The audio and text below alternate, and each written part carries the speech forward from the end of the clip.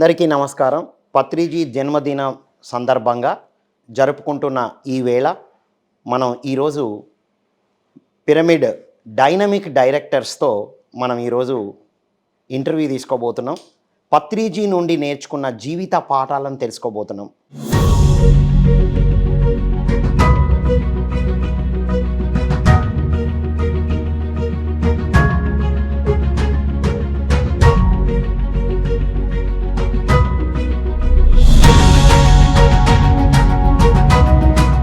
పత్రిజీ గారు బోధన్ నుండి బోధిసత్వుడుగా, బుద్ధుడుగా, బ్రహ్మర్షిగా, పితామహగా ఎంతో ఆధ్యాత్మికతలో నంబర్ 1 స్పిరిచువల్ లీడర్గా ఎదిగారు. వారి నుండి తీసుకున్న జీవిత పాఠాల నుండి మనం ఈరోజు తెలుసుకోబోతున్నాం. సో చర్చా వేదికను ప్రారంభిద్దాం.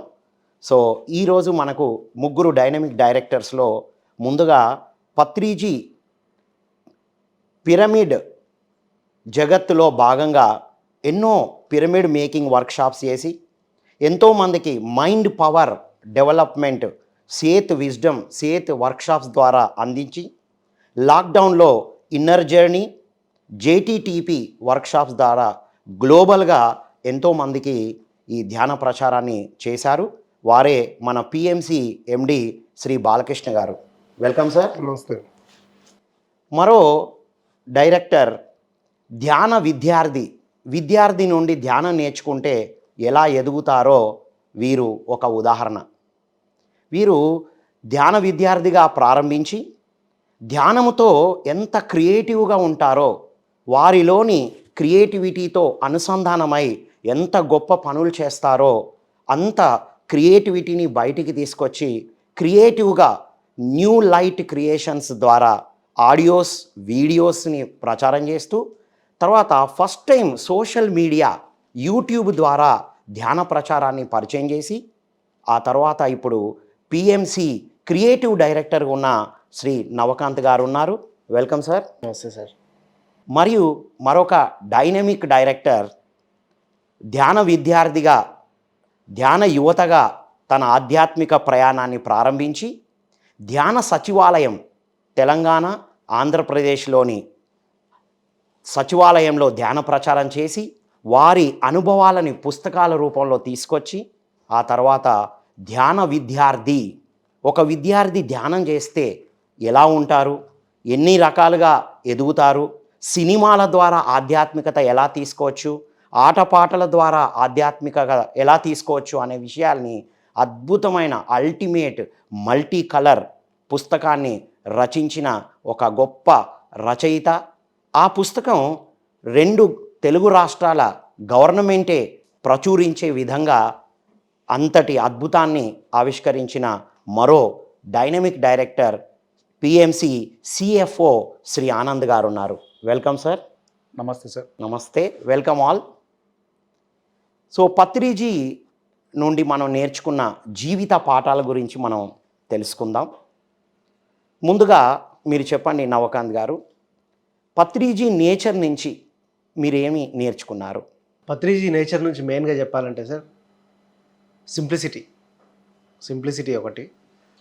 తర్వాత ఎప్పుడు ఆయనలాగా ఉండేవాడు. అది పత్రిజీ నేచర్.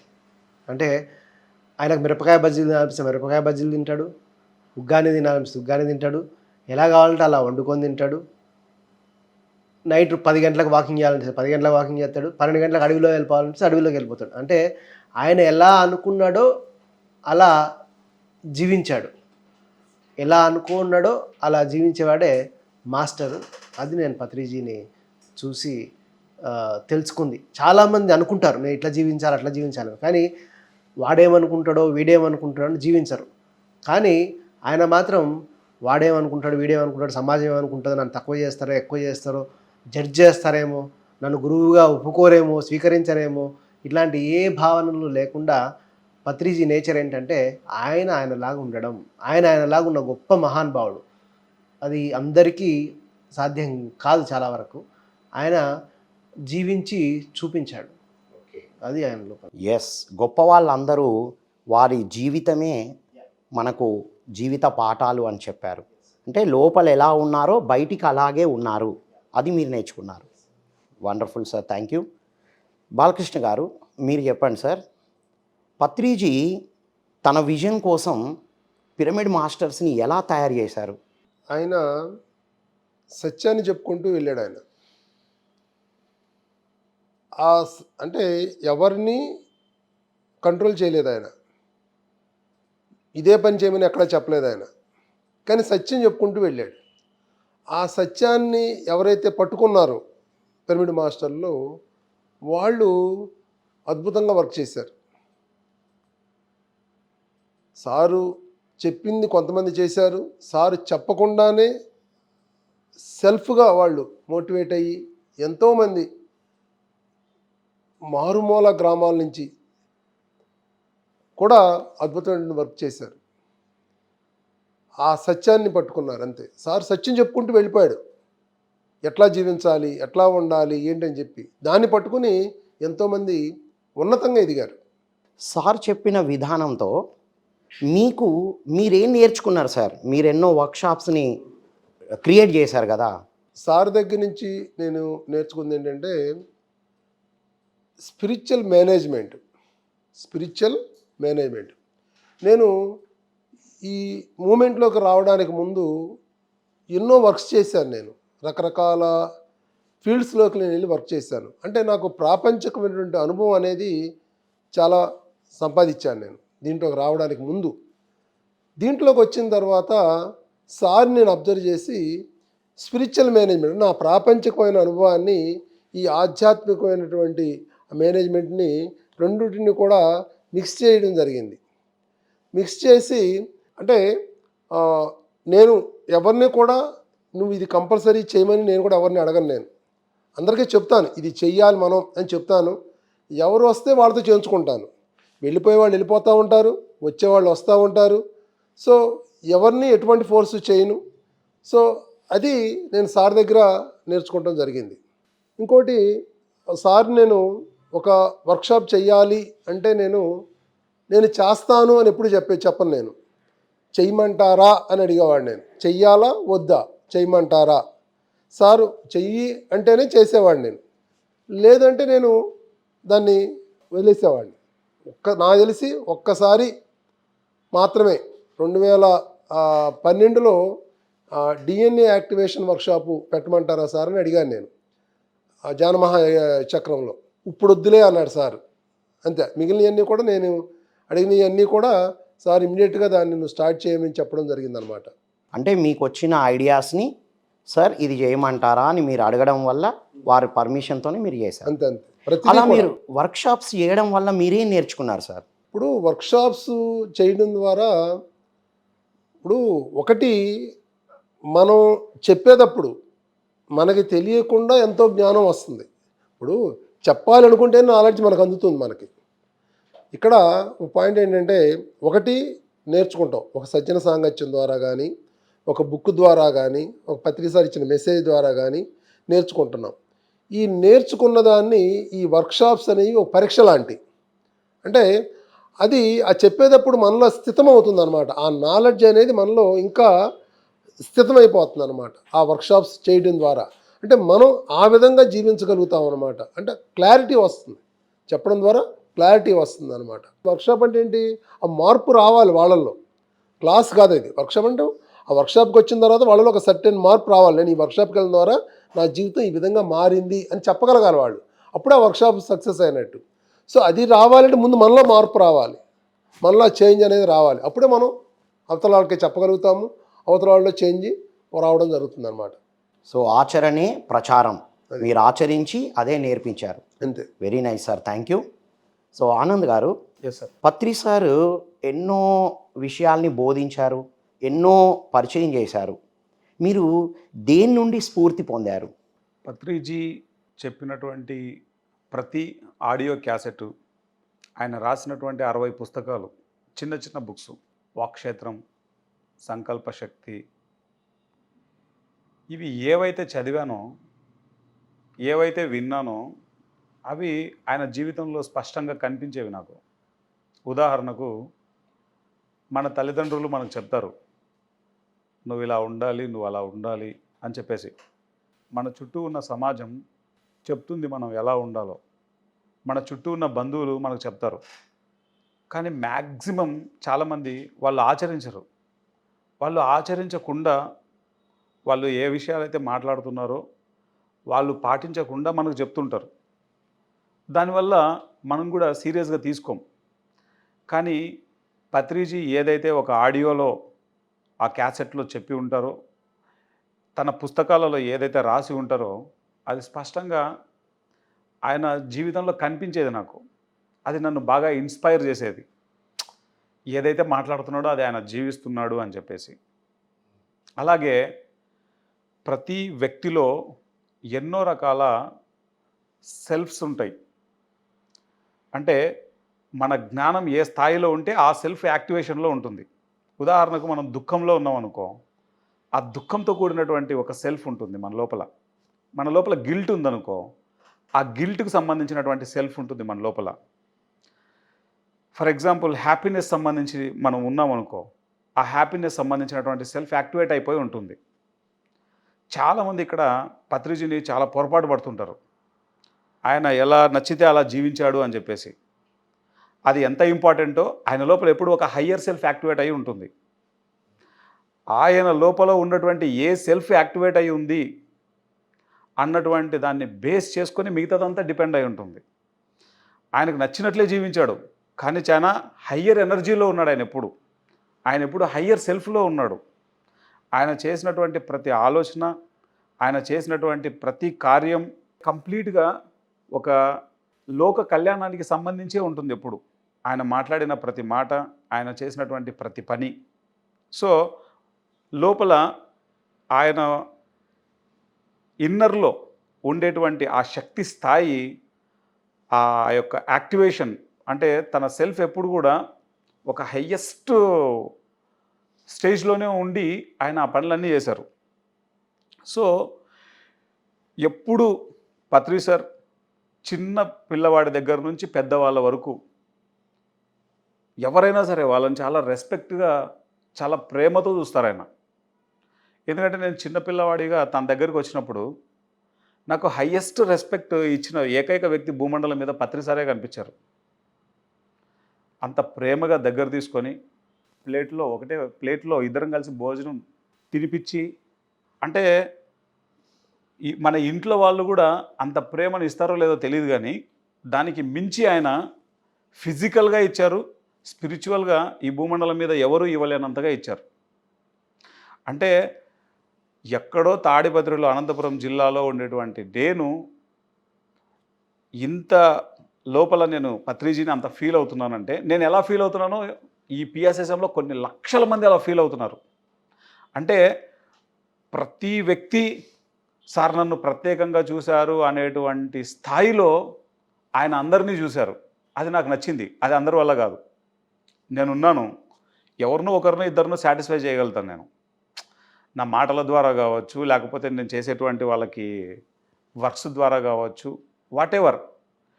ఇంతమందిని ఇన్ని రకాలుగా నేను పత్రిజీకి నేనంటే ఇష్టం, ప్రత్యేకత నేనంటే అని ప్రతి ఒక్కళ్ళు చెప్పుకునేంత స్థాయిలో అందరినీ సాటిస్ఫై చేయగలిగినటువంటి వ్యక్తి ఎవరైనా ఉన్నారంటే one and only Patri sir అనే చెప్పొచ్చు. ఇంకెవరు ఈ దరిదాపుల్లో కనబడరు. ఎందుకు ఆయన అంతలాగా అందరినీ అంత కదిలించగలిగారంటే ఆయన దగ్గర ఉన్న ట్రూత్ అంత గొప్పది. ఆయన ఏదైతే చెప్పారో అది ఆయన పాటించారు ఆయన జీవితంలో. ఏదైనా ఒక వ్రతంగా పెట్టుకుంటే దాన్ని ఆయనకి ఎటువంటి పరిస్థితుల్లో అయినా సరే దాన్ని పాటించారు. ఫర్ ఎగ్జాంపుల్ కోట్స్ ప్రతిరోజు ఆయన రాసి మనకు పంపించేవారు. ఆయనకి హెల్త్ బాగున్నా బాగలేకపోయినా, ఆయనకి కుదిరినా కుదరకపోయినా పని కట్టుకొని ఫస్ట్ ఆ వ్రతం అయిపోయిన తర్వాత మిగతా పని చేసేవారు. ఆయన చేయాల్సిన నీడ్ లేదు బాగలేనప్పుడు, లేకపోతే ఆయన కుదరనప్పుడు చేయకపోయినా పర్లేదు, ఎగ్జామ్షన్ ఎక్కడ ఇవ్వడు. తర్వాత రాత్రి 12-1 గంట అవుతుంది, పొద్దున్నే తెల్లవారుజామున క్లాస్ పెట్టుకుంటారు ఆయన ఉస్మానియా యూనివర్సిటీలో. 5 గంటలకు లేస్తే కానీ 6 గంటలకు అక్కడికి పోలేం మనం. ఆయనకు తెలుసది. ఆయనకి నిద్ర ఉన్నా నిద్ర లేకపోయినా ఖచ్చితంగా టైం అంటే టైంకి అక్కడ ఉంటారు ఆయన. ఆయన పైన ఒక వ్యక్తి ఉండి నువ్వు ఈ టైంకి పోవాలి అని ఎవరు డిక్టేట్ చేయట్లేదు ఆయన్ని. ఆయన ఏ టైం అనుకుంటే ఆ టైం పెట్టుకోవచ్చు ఆయన. కానీ ఒక్క క్షణాన్ని కూడా వృధా చేయకూడదు అని ఆయన ఒక పుస్తకంలో చెప్పాడు. అది ఆయన జీవితంలో ఉంది. సో ఏదైతే మాట్లాడుతున్నారో అది ఆయన జీవితంలో ఉంది. అదే పత్రిజీ అంటే. ఈ విషయాలన్నీ ప్రాక్టికల్గా నేను దగ్గరుండి చూశాను. ఆయనతో 23 సంవత్సరాలు కంటిన్యూగా జర్నీ చేశాం. ఈ 23 సంవత్సరాల్లో అది చూసాం మనం. నేను ప్రత్యక్షంగా సాక్షిని, నేను చూశాను. సో అది నన్ను చాలా ఇన్స్పైర్ చేస్తుంది, ఎంతో మోటివేట్ చేస్తుంది, నన్ను నేను మోటివేట్ చేస్తుంది. ఈరోజు నేను ఇలా పని చేయడానికి కారణం అవన్నీ కూడా. ఏదైతే మనం మాట్లాడతామో అది మన జీవితంలో కనబడడం అన్నది చాలా అరుదుగా జరిగేటువంటి విషయం. పత్రిజీ ఈ భూమండలం మీద ఒక అరుదైన వ్యక్తి. సో మనం అందరము ఎదుటి వాళ్ళు మన మిర్రర్స్ అని చదివాం, ఎదుటి వాళ్ళలో కనబడింది మనలో ఉంటుందని. కానీ పత్రి సార్ రివర్సు, తనేంటో ఎదుటి వాళ్ళని అలా చూసేవారు. కరెక్ట్. అది మీరు తీసుకున్నారు. కరెక్ట్. పంక్చువాలిటీ స్పీక్స్ పర్సనాలిటీ అంటారు కదా, అవును. వారి పర్సనాలిటీలో వాళ్ళ పంక్చువాలిటీ మొత్తం రిఫ్లెక్ట్ అయింది. కరెక్ట్. అది మీరు తీసుకున్నారు. కరెక్ట్. సో అది మీకు ఎంతవరకు ఇప్పుడు ఒక సిఎఫ్ఓగా, అంటే చాలా క్రూషియల్ ఫైనాన్షియల్ మేనేజ్మెంట్ చేయడం, పీపుల్ మేనేజ్మెంట్ కన్నా కూడా డిఫికల్టే నిజానికి. అవును. సో అది ఎంతవరకు మీరు ఉపయోగపడుతుంది, అందులో తీసుకున్న విషయాలు ఏంటివి? నేను ఎంబీఏ చదివాను. ఇప్పుడు చదవడం వేరు, ప్రాక్టికల్గా చేయడం వేరు. కానీ నాకు ఏ విషయం నిజంగా తెలియదు. ఎస్పెషల్లీ నవకాంత్కు మీడియా ఫీల్డ్లో ఎక్స్పీరియన్స్ ఉంది, ప్రొడక్షన్ వైపు. కానీ ఈ ఛానల్ అంటే నాట్ ఓన్లీ ప్రొడక్షన్, 10 డిపార్ట్మెంట్లు ఉన్నాయి. ఈ 10 డిపార్ట్మెంట్లలో దాదాపు ఒక ప్రొడక్షన్ తప్ప మిగతా అన్ని డిపార్ట్మెంట్లలో నాకు పూర్తిగా కమాండింగ్ ఉంది, పూర్తిగా. ఇదంతా రావడానికి ఏకైక కారణం ఏంటంటే పత్రిజీ ఈ ఛానల్ ఈ ప్రపంచానికి ఉపయోగపడుతుంది, ఇది మీరు చేయాలి అని చెప్పడం, అది ఈ మైండ్లో రిజిస్టర్ అవ్వడం. ఒక సందర్భంలో హనుమంతరావు సారు నా గురించి, నవకాంత్ గురించి చెప్తున్నారు. సార్, షేర్స్ టైంలో వీళ్ళు తిరగడం చూస్తే కనుక తట్టుకోలేము సార్, అసలు భయం వేస్తుంది. రేయి పగలు తేడా లేకోకుండా చాలా శ్రమ చేశారు, చాలా తిరిగారు అని ఆయన జరిగిన వర్క్ని అంతా కూడా పత్రిజీకి ఫీడ్బ్యాక్ చెప్తున్నారు. పత్రిజీ ఒక్కటే మాట చెప్పారు, అసలు నవకాంత్, ఆనంద్ పుట్టిందే పిఎంసి కోసం పుట్టారు. వాళ్ళు వేరే పనేం లేదు వాళ్ళకి. నైస్. వాళ్ళు పుట్టిందే పిఎంసి కోసం పుట్టారు. వాళ్ళ జన్మ ప్రణాళిక ఆ విధంగా చేసుకున్నారు. వాళ్ళ పని అది. వాళ్ళు భర్త తీసుకున్నదే దీనికోసం తీసుకున్నారని చెప్పారు హనుమంతరావు సార్కి. అది వాళ్ళ పర్పస్, అది వాళ్ళ లైఫ్ పర్పస్ అది అని చెప్పారు. ఆ ఒక్క మాట అన్నింటినీ నేర్చుకునేలా చేసింది. ఏ వర్క్స్ నాకు రావు, కానీ పత్రిజీ ఏదైనా చెబితే అది రాదు అన్నది నేను ఎప్పుడు చెప్పను. ఉదాహరణకు నాకు బుక్ రాయడం రాదు, నా జన్మలో నేను ఎప్పుడు బుక్ రాయలేదు. ఆయన చెప్పారు అంతే, దాన్ని చేయాలి. దాన్ని 3 ఏళ్ల పాటు ఒక యజ్ఞంలాగా చేసి నేర్చుకొని ఎన్నో రకాల లిటరేచర్ అంతా చదివి, ఎంతోమంది జీవిత చరిత్రలు చదివి, ఆ బుక్కు సంబంధించిన విషయాలన్నింటినీ ఫస్ట్ నేను తెలుసుకొని, నేర్చుకొని, దానికి సంబంధించిన ఎక్స్పర్ట్స్ను కలిసి వాటన్నిటిని తెలుసుకొని ఒక యజ్ఞంలాగా చేశాను. నాకు తెలియకపోయినా చేశాను నేను తెలుసుకుని. అది పత్రిజీ మాట ఆ విధంగా చేసింది. ఆయన ఏదైనా చెబితే ఇది చేయాలని చెప్తే అది చేసేస్తాం అంతే. ఎస్ ఆనంద్, మిమ్మల్ని చూశాను నేను దగ్గరగా. మీ ఇద్దరి వర్క్ ఎలా ఉంటుందో, ధ్యాన విద్యార్థి మహాచక్రం కోసం మనం వర్క్ చేసినప్పుడు నేను కూడా భాగస్వామ్యం అయ్యానుగా. మెయిన్ మీ భాగస్వామి. మామూలు వర్క్ కాదు. Yes sir. చూసాం మనం, భోజనం లేకుండా, స్నాక్స్ లేకుండా, టీ ఎక్కడో తీసుకొని వర్క్ చేశాం. మీ వర్క్ చూశాను నేను. నవకాంత్ కూడా. ఇద్దరు, ఎందుకంటే మీరిద్దరు. ఆ ideology, yes, ideology credit goes to Navakanth. 100%. మీ బుక్ చూస్తేనే ధ్యానం చేస్తే విద్యార్థి ఎలా ఎదుగుతాడు, ఒక యువత ఎలా ఎదుగుతాడు, అసలు విద్యార్థి అనే టైటిల్ ఉంది కానీ ప్రతి రంగంలో వాళ్ళు నేర్చుకునే విషయాలు అందులో ఉన్నాయి. అదంతా సార్ ఇచ్చినటువంటి ఐడియా.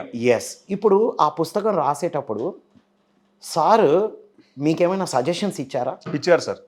చాలా ఇంపార్టెంట్ క్వశ్చన్ అడిగారు. ఆయన నాకేం చెప్పారంటే, బుక్కు తొందరగా రిలీజ్ చేయాలని ఉన్నా నేను. ఎందుకంటే అప్పటికే సంవత్సరం అయిపోయింది. సంవత్సరం టైం పట్టదు ఎప్పుడు కూడా, దేనికి సంవత్సరం టైం అయిపోయింది. నేను ఒకరోజు పత్రి సార్ ఆలోచనలో చాలా క్లియర్గా చదువుతారు, అది మనందరికీ తెలుసు. నేను లోపల మనసులో అనుకుంటున్నాను, ఎన్నాళ్ళు ఇది ఇంకా రిలీజ్ చేద్దామని అనుకుంటున్నాను సార్ అని చెప్పేసి చెప్దాము అని నేను లోపల మనసులో అనుకుంటున్నాను. వెంటనే నా వైపు ఇలా చూశారు. పుస్తకం తయారు చేయడం అంటే ఆషామాషి విషయం కాదు నాయన. ఒక ఇల్లు కట్టాలంటే ఏం చేస్తాం? పునాది లేకుండా కడతామా? పునాది ఎంత స్ట్రాంగ్ ఉంటే ఇల్లు అంత స్ట్రాంగ్ ఉంటుంది. ఇప్పుడు రాసే బుక్ కూడా ఇది విద్యార్థి లోకానికి సంబంధించి వెళ్తుంది. ఈ పుస్తకం ఎంతో ఇంపార్టెంట్. తొందరపడితే ఏమవుతుంది? క్వాలిటీ పోతుంది. తొందరపడకూడదు ఎప్పుడు కూడా. ఎంత సమయమైనా తీసుకో, అల్టిమేట్గా రావాలి. పిరమిడ్ మాస్టర్ తయారు చేయడం అంటే బుక్కు అది మాటల్లో చెప్పలేం, అంత అద్భుతంగా రావాలి. ఆషామాషి కాదు బుక్ తయారు చేయడం అంటే. తొందరపడకు అన్నాడు. 1 year తర్వాత చెప్తే మళ్ళీ ఒక 2 years పట్టింది. ఇంకా అంతవరకు మాట్లాడలేదు సార్తో. దాన్ని అల్టిమేట్గా వచ్చే వరకు చేసాం. ఎంత అల్టిమేట్ రావాలో అంత అల్టిమేట్ వచ్చేసింది. ఇంకా దెన్ రిలీజ్. కానీ అదంతా ఆ విధంగా తయారవ్వడానికి ఏకైక కారణం ఆయన గైడెన్స్. అది నేను శ్రమ చేయడానికి రెడీగా ఉన్నాను, కానీ ఆయన గైడెన్స్ వల్ల అదంతా అద్భుతంగా వచ్చింది. ఆయన ఎన్నోసార్లు నేను ఆ పుస్తకం తయారు చేసేటప్పుడు ఎన్నో విషయాల్ని గోత్రూ అవుతూ వచ్చాను. బికాజ్ ఆఫ్ హిమ్, ఆయన వల్లనే ఆ పుస్తకం అంత అద్భుతంగా రాగలిగింది. నాకంత నాలెడ్జ్ లేదు ఆ విషయంలో, అది తెప్పించారు ఆయన. Very nice. అది కనబడుతుంది. అది మనకు అమెజాన్లో కూడా రిలీజ్ చేయాల్సినంత టాప్ బుక్ అది. Yes sir. నవకాంత్ గారు, మీరు చెప్పండి, ఈ క్రియేటివ్ ఫీల్డ్లో ఉన్న వాళ్ళకి పత్రి సార్ యొక్క లైఫ్ లెసన్స్ ఎలా ఉపయోగపడతాయి అనుకుంటున్నారు మీరు? యాక్చువల్గా Patri sir itself creative అండి. స్పిరిచువాలిటీ ఎక్కడైతే ఉంటుందో అక్కడ క్రియేటివిటీ ఉంటుంది. మీరు గురువులను గమనించండి. ఇప్పుడు గణపతి సచ్చిదానంద గారు అద్భుతంగా పాటలు పాడతారు, ఇంక వీణ వాయిస్తారు. అట్లా గురువులందరూ, ఓషో చూడండి, ఫ్లూట్ నేర్చుకున్నాడు. తర్వాత ఆదిశంకరాచార్యులు అద్భుతంగా పద్యాలు కావ్యాలు రాశారు. వేమన అద్భుతమైన పద్యాలు రాశాడు. స్పిరిచువాలిటీ ఎక్కడైతే ఉంటుందో అక్కడ క్రియేటివిటీ ఉంటుంది. మీకు అందరూ గురువుల దగ్గర ఏదో కళ ఉంటుంది. వాడు ఫ్లూట్ వాయించవచ్చు, తబలా కొట్టవచ్చు, సితార్ వాయించవచ్చు, లేదా గాత్రం పాడవచ్చు, లేదా ఒక ఆర్ట్ ఉంటుంది, ఆర్టిస్ట్ అయి ఉంటారు. అంటే గురువులందరికీ ఆర్ట్ అన్నది అలా లైఫ్లో ఉంటుంది. అట్లా పత్రిజీ లైఫ్లో కూడా is very creative from his childhood. అందుకే ఆయన ఫ్లూట్ వాయించేవాళ్ళు. Is very creative. అండ్ పాటలు కూడా సంగీతజ్ఞులనే మైమరిపించే కొత్త రాగాలు కనుక్కుంటాడు ఆయన. కొత్త రాగాలు కనుక్కొని పాడుతుంటారు పాటలు. ఇప్పుడు ఉప్పు కప్పు రంబు పాట ఇప్పుడు వాడినట్టు నెక్స్ట్ టైం పాడు, నెక్స్ట్ టైం ఇంప్రూవ్ చేస్తారు. ధ్యానము చేద్దామరో పాడిన పాట వర్షన్ మళ్ళీ మార్చి పాడుతుంటారు. నెంబర్ ఆఫ్ వర్షన్స్ పాడతారు. అంటే ఈజ్ వెరీ క్రియేటివ్. ఆయన యాక్షన్స్లో కానీ, ఆయన ఆలోచన విధానం కానీ, ఆయన ట్రావెలింగ్ స్టైల్ కానీ, తర్వాత ఆయన మాట్లాడే విధం కానీ ప్రతిదీ క్రియేటివ్గా ఉంటుంది. ఆయన బిహేవియర్ కానీ ఎప్పుడు కొత్తదనం ఉంటుంది స్పిరిచువాలిటీలో. అట్లా ఎవరైతే ఎన్లైటెన్ మాస్టర్స్ ఉంటారో వాళ్ళు ఆల్వేస్ క్రియేటివ్ ఉంటారు. All enlighten masters always creative ఉంటారు. నేను ఒకసారి పత్రి సార్ని అడిగా, సార్ నాకు కొన్ని రోజులు సినిమాలో డైరెక్షన్ చేయాలనిపిస్తుంది, కొన్ని రోజులు సొసైటీని వదిలేస్తా, 1 year 1.5 year నేను డైరెక్షన్ నేర్చుకోవాలనుకున్న సినిమా అని అడిగా సార్ని. ఈ ధ్యానం వద్దు, ఈ సొసైటీ వద్దు, ఒక 1.5 year పక్కన పెడదాం అనుకుంటున్నా అని చెప్పా. ఏమంటాడు అర్థం కాలే. అంటే ఆయన నుంచి రియాక్షన్ ఏంటి అని. స్పిరిచువాలిటీ తర్వాత ఉండేది క్రియేటివిటీ, నువ్వు వెళ్ళి సినిమాలకు పనిచేయ అన్నాడు. నేను అట్లా 1 year ఒక సినిమాలో అసిస్టెంట్ డైరెక్టర్గా పనిచేశా. రైటింగ్ డిపార్ట్మెంట్ అండ్ డైరెక్షన్ డిపార్ట్మెంట్లో పనిచేశా. అంటే ఆయన ఏం చెప్పి స్పిరిచువాలిటీ తర్వాత ఉండేది క్రియేటివిటీ అని చెప్పాడు నాకు. అట్లా హీఈస్ ఆల్వేస్ క్రియేటివ్. ఎప్పుడు కొత్తగా చేద్దాం. వంకాయ కూర చేసినట్టే చేయొద్దు, 10 రకాలుగా చేయాలి. సాంబార్లో బీన్స్ సాంబార్ మీకు ఎక్కడ కనపడదు ఆ రెసిపీ. సాంబార్లో ఓన్లీ బీన్స్ వేసే సాంబార్ అది పత్రిసారే చేస్తారు. అట్లా వంటలు కానీ ములక్కాయని కొత్త రకంగా ఫ్రై చేస్తాడు ఎవరు చేయనట్టుగా. అట్లా ఈజ్ ఆల్వేస్ క్రియేటివ్. ఎప్పుడు కూడా ఒక ఎన్లైటెన్ మాస్టర్ ఎప్పుడు కొత్తదనం ఆలోచిస్తూ కొత్తగా ఏం చేద్దాం అని చూస్తుంటారు. ఆయన ఇంటర్వ్యూ ఇచ్చినప్పుడు కూడా ఆయన పద్ధతి కూడా కొత్తదనంగా ఉంటుంది. ఆయన ఇంటర్వ్యూస్ మీరు గమనిస్తే ఆయన యాంకర్లతో చేసే ఇంటరాక్షన్ కానీ, ఆయన అడిగే క్వశ్చన్ కానీ, ఆయన చెప్పే ఆన్సర్లు కానీ, ఎవ్రీ యాక్షన్ ఈజ్ క్రియేటివ్. స్పిరిచువాలిటీలో క్రియేటివిటీ అన్నది పార్ట్ అయి ఉంటుంది. సో అదే మీకు ఆ క్రియేటివిటీ ఇంప్రూవ్ చేసుకోవడానికి ఉపయోగపడింది అంటారా? ఎస్. ఇప్పుడు మీరు టార్కమ్ సెరడారియన్ బుక్ చదివాను, క్రియేటివ్ ఫైర్ అని. ఆ క్రియేటివ్ ఫైర్లో కూడా స్పిరిచువాలిటీకి క్రియేటివిటీకి ఉన్న రిలేషన్షిప్ ఇంతలా బుక్ టార్కమ్ సర్డారియన్ నాకు వచ్చి రాని ఇంగ్లీష్లో చదివా బట్ చాలా అద్భుతంగా రాశాడు టార్కమ్ సైడ్. అంటే స్పిరిచువాలిటీలో క్రియేటివిటీ అన్నది ఎట్లా ఉంటుంది, సృష్టి ఎస్ ఒక సృష్టి ఆల్రెడీ చేశారు, సృష్టిలో ప్రతి సృష్టి చేస్తూ ఉండడం అన్నట్టు. రైట్. అది ఇప్పుడు మనం చేసేది ఒక సృష్టి, ఈ ప్రోగ్రాము ఎస్ ఇది ఒక సృష్టిలో ఇదో ప్రతి సృష్టి, ఎస్ కో క్రియేషన్. కో క్రియేషన్. స్పిరిచువల్ మాస్టర్స్ అందరూ అట్లా కో క్రియేట్ చేస్తుంటారు. మీరు చాలా కో క్రియేట్ చేశారు సోషల్ మీడియా ద్వారా ప్రచారం చేయడం. క్రియేట్ చేస్తారు. అంటే మీ బాలకృష్ణ గారు సేత్ విజ్డమ్ క్రియేట్ చేశారు, సేత్ Yes. విజ్డమ్ అన్న వర్క్ షాప్స్ క్రియేట్ చేశారు, Yes. హాస్టల్ హీలింగ్ అన్నది క్రియేట్ చేశారు ఎస్ మన దగ్గర. అట్లా ఎప్పుడు కో క్రియేట్ చేస్తూ ఉంటారు అన్నట్టు. రైట్. అంటే పత్రిసారి యొక్క జీవిత పాఠాలు ప్రతి రంగంలో ఉన్న వాళ్ళకి ఆ పనిని కొత్తగా చేయడానికి ఇప్పుడు ఉపయోగపడుతుంది. పత్రి సార్ మన ఆఫీస్కి ఓసారి ఈ రూట్లో వస్తారు, నెక్స్ట్ టైం రాజుకి చెప్తారు, "అరే రాజు ఈ రూట్ కాదరా, వెనకాల రూట్లో వెళ్దాం మళ్ళీ కొత్తగా" అంటాడు. ఒకటే రూట్లో ఆఫీస్కి రావచ్చు, Yes. ఆ రూట్ కూడా చూద్దాం పా అంటాడు, ఎట్టుందో ఆ రూట్లో కూడా పోదాం అంటాడు. అంతే కదా, break the routine. Yeah so ప్రతి ఒక్క రంగంలో వాళ్ళకి పత్రిజీ యొక్క లైఫ్ లెసన్స్, తను జీవించిన విధానం, ఆధ్యాత్మికత అన్ని రంగాల వాళ్ళకి వాళ్ళలో నైపుణ్యాన్ని పెంచుకోవడానికి ఉపయోగపడుతుందని జీవించి చూపించారు. Wow, wonderful.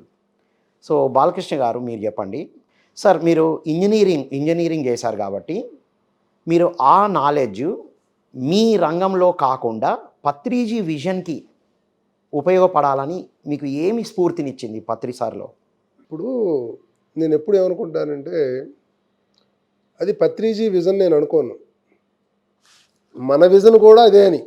ఎస్ మన విజన్ కూడా అదే కాబట్టి మనం పత్రిసారికి అలైన్ అయ్యాం. ఎస్ అయితే సారు దాన్ని ముందు ఐడెంటిఫై చేశారు, ఏం చెయ్యాలి. ఇప్పుడు ధ్యాన జగత్ అవ్వచ్చు, శాకాహార జగత్ అవ్వచ్చు, పిరమిడ్ జగత్ అవ్వచ్చు, అది ముందు సారు ఐడెంటిఫై చేశారు, తర్వాత మనం ఐడెంటిఫై చేసాం. కానీ సారు విజన్ ఏంటో మన విజన్ కూడా అదే కాబట్టి అంత ఇదిగా మనం వర్క్ చేస్తున్నాం అక్కడ. అంతేగాని సారు విజన్ కోసం మనం వర్క్ చేయడం లేదు. Yes sir. అది మన విజన్ కూడా అదే.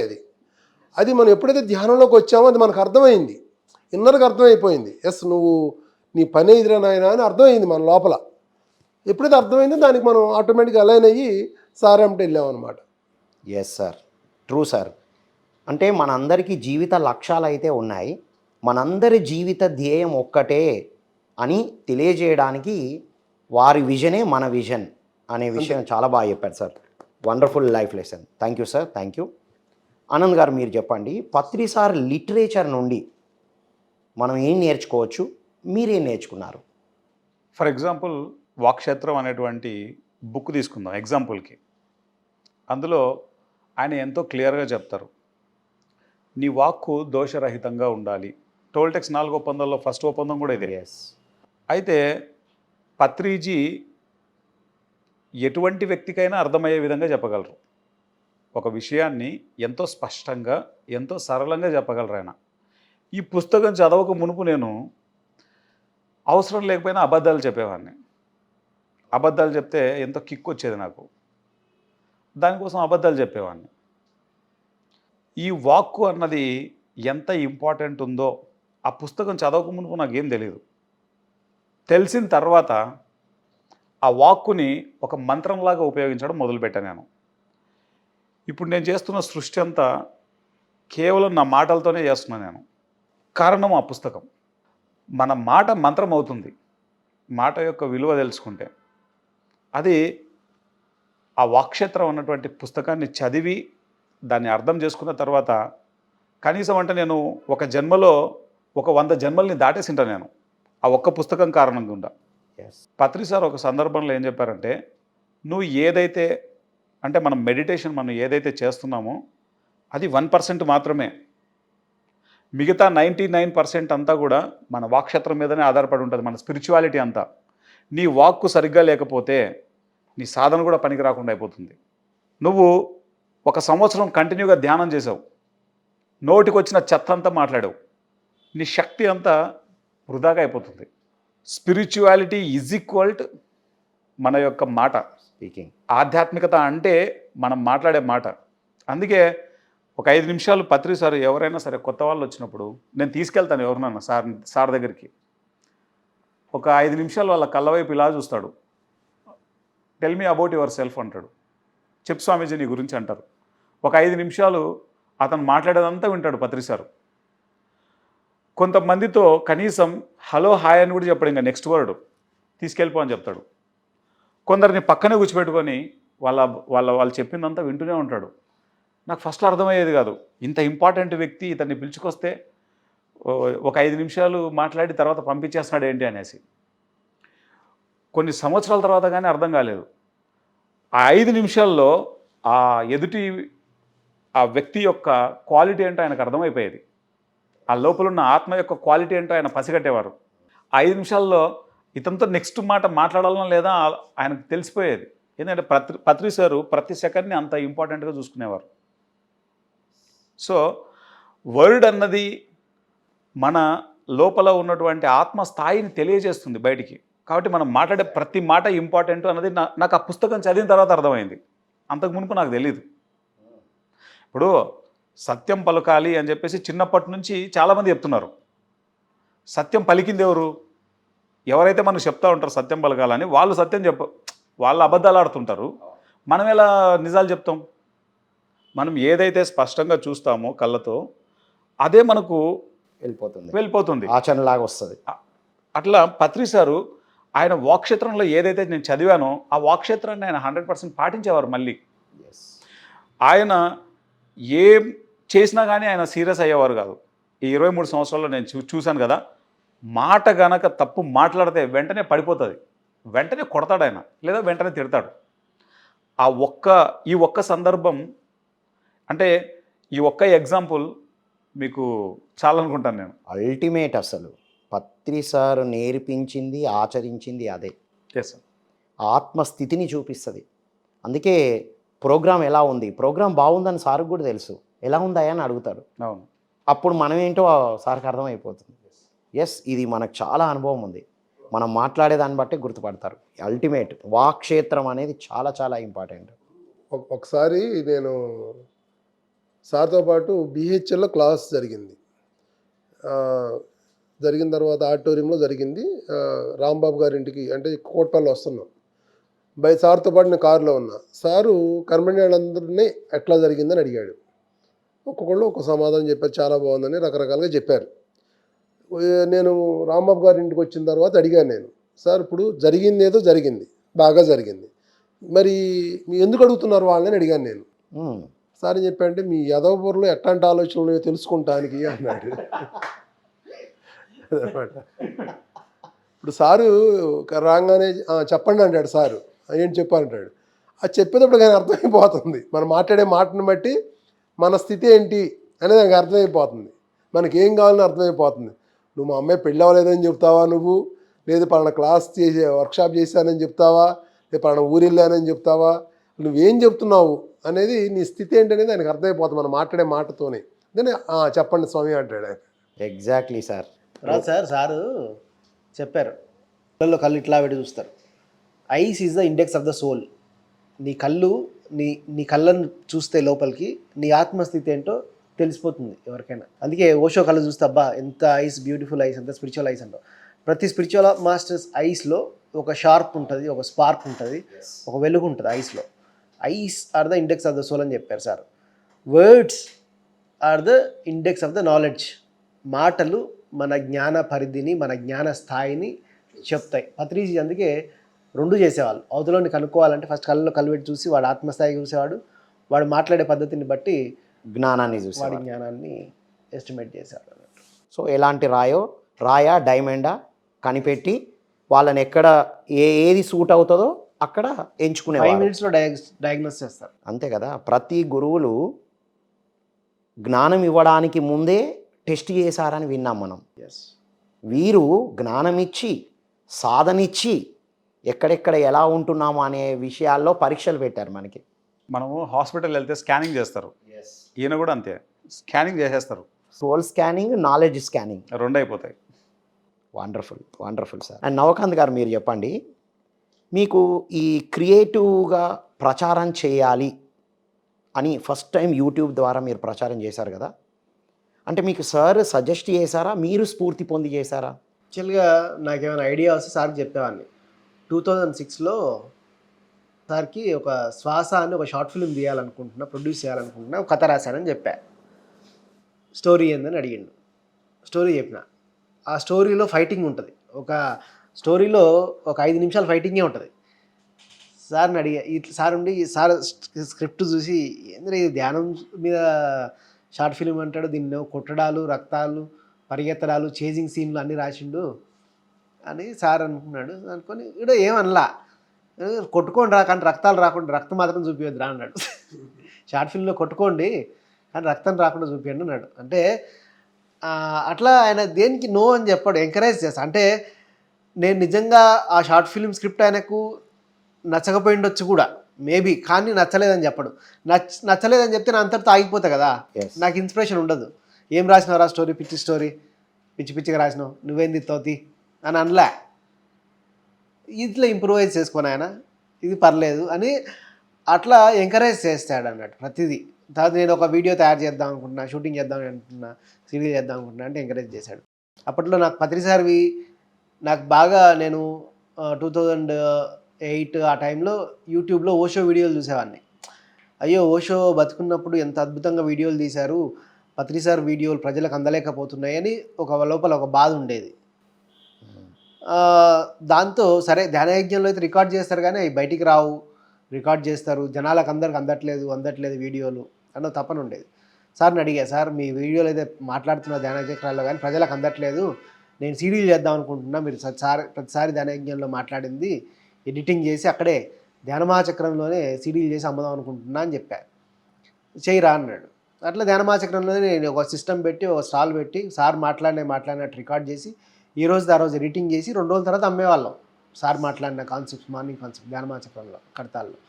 అట్లా ఆయనకు అడిగేవాడిని నేను, నాకు అనిపించిన ఐడియా అడిగేవాడిని. నేను 99% ఎప్పుడు వద్దు అని చెప్పలేదు. నాకు చెయ్యి, నీకు ఆలోచన వచ్చిందా చెయ్యి అని ఎంకరేజ్ చేసేవాళ్ళు.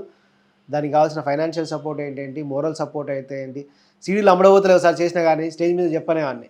చెప్పేటోడు సీడీలు అన్నీ కొనుక్కోండి, స్టాల్ నెంబర్ ఇంత దానిలో ఉన్నాయని చెప్పేటోడు. అట్లా ఎంకరేజ్ చేసేవాళ్ళు. అట్లా ప్రతిదీ ఎంకరేజ్ చేస్తూ వచ్చేవాళ్ళు. ఎప్పుడైనా కూడా ఆయనకు నో అనిపిస్తే, ఇది బాగాలేదనిపిస్తే అది బాగాలేదని చెప్పేవాడు కాదు. ఇప్పుడు టైం రాలేదులే నాయన అనేవాడు. ఇప్పుడు టైం రాలేదులే, తర్వాత చూద్దాం అనేవాడు. ఇప్పుడు ఈ వర్క్ అంతా చేసిన తర్వాత దాని నుంచి మీరు ఏం నేర్చుకున్నారు? చాలా నేర్చుకుంటామండి. అంటే చేస్తున్నప్పుడు ప్రతి పని చేస్తున్నప్పుడు ఎన్నో రకాల మనుషులతో కలుస్తాం. ప్రతి పనిలో ఎన్నో రకాల సిచ్యువేషన్స్ ఎదురవుతుంటాయి, ఎన్నో విమర్శలు ఎదుర్కొంటాం, ఎన్నో ప్రశంసలు ఎదుర్కొంటాం. అన్నింటినీ చూసి రకరకాలుగా నేర్చుకున్నాం.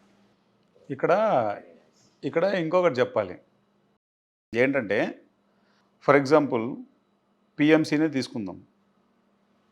పిఎంసీ అనేది వినడానికి చాలా ఈజీగా ఉంటుంది, చూసే వాళ్ళకు కూడా చాలా ఈజీగానే ఉంటుంది, కానీ చేసే వాళ్ళకి కాదు, అది చాలా డిఫరెంట్గా ఉంటుంది. పిఎంసీ నడపాలి అని చెప్పారు, ఓకే, ఎంత టైం పట్టింది చెప్పడానికి? సింపుల్, 1 నిమిషంలో అయిపోతుంది మాట, 10 సెకండ్స్లో అయిపోతుంది. సెకండ్స్లో. ఓకే, కానీ ఈ నడిపే వ్యక్తి కొన్ని చోట్ల తగ్గాల్సి ఉంటుంది, కొన్ని చోట్ల అరవాల్సి ఉంటుంది, కొన్ని చోట్ల తిట్టాల్సి ఉంటుంది, కొన్ని చోట్ల ఎంతో చాకచక్యంగా చేయాల్సి ఉంటుంది, ఓకే, ఎంతో శ్రమ చేయాల్సి ఉంటుంది, ఎన్నో నిందలు పడాల్సి ఉంటుంది, ఎన్నో అవమానాలు పడాల్సి ఉంటుంది, ఓకే, ఎంతో తగ్గాల్సి ఉంటుంది. తగ్గడం అంటే ఎంతకైనా తగ్గాల్సి ఉంటుంది, పెరగాల్సి వచ్చినప్పుడు ఎంతకైనా పెరగాల్సి ఉంటుంది. పని చేయడం వల్లే ఇవన్నీ నేర్చుకున్నాం. పరిస్థితులు మనకు నేర్పిస్తాయి, అవి ఆ సందర్భాలు మనకు నేర్పిస్తాయి. కొన్ని నాకు ఇష్టం ఉండవు కానీ చేయాల్సి వస్తుంది, కొన్ని ఇష్టం ఉంటాయి కానీ చేయకుండా ఉండాల్సి వస్తుంది. ఓకే, నాకు పొద్దున్న లేవడం ఇష్టం లేదు, 6 గంటలకే షూటింగ్ పెట్టిండ్రు, రావాలి కదా, పొద్దున్న లేవం మనం. అంటే సరి అయిన పనిని చేపించారు పత్రి సార్. ఇప్పుడు ఇంతకుముందు మనకు పత్రి సార్ పరిచయం కాకముందు అందరం కూడా ఇష్టం ఉన్నట్టు జీవించాం. అదే చెప్తున్నాను. అది ఏంటంటే ఒక పని మనల్ని ఒక కోహినూరు వజ్రంలాగా చేస్తుంది. ఎస్, వెనకాల ఎన్నో ఉంటాయి. ఇప్పుడు ఈ ఏజ్లో మామూలుగా అందరూ ఎంతో జాయ్ఫుల్గా లైఫ్ని ఎంతో ఆనందంగా లీడ్ చేస్తారు.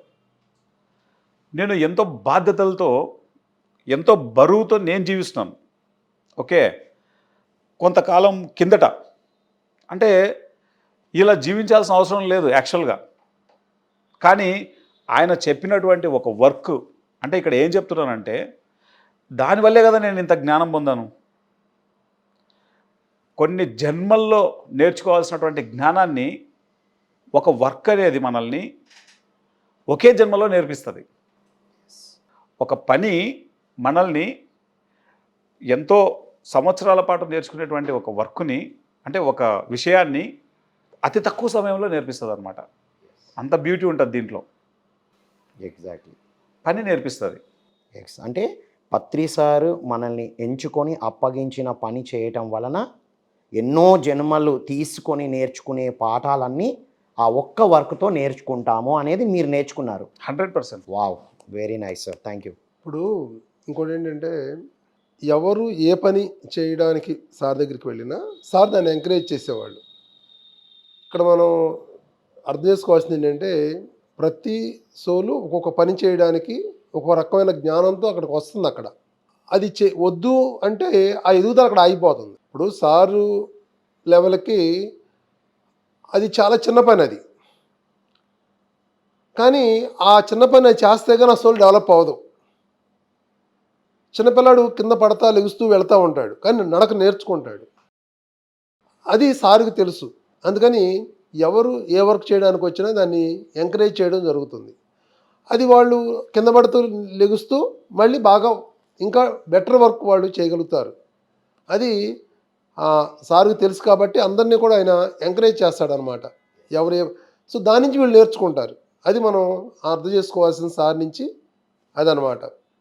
అంటే మనం అనుకున్నట్టు అక్కడ వాడు చేయలేడు అవతలవాడు, కానీ అతనికి తెలిసిన జ్ఞానంతో అతను చేస్తున్నాడు.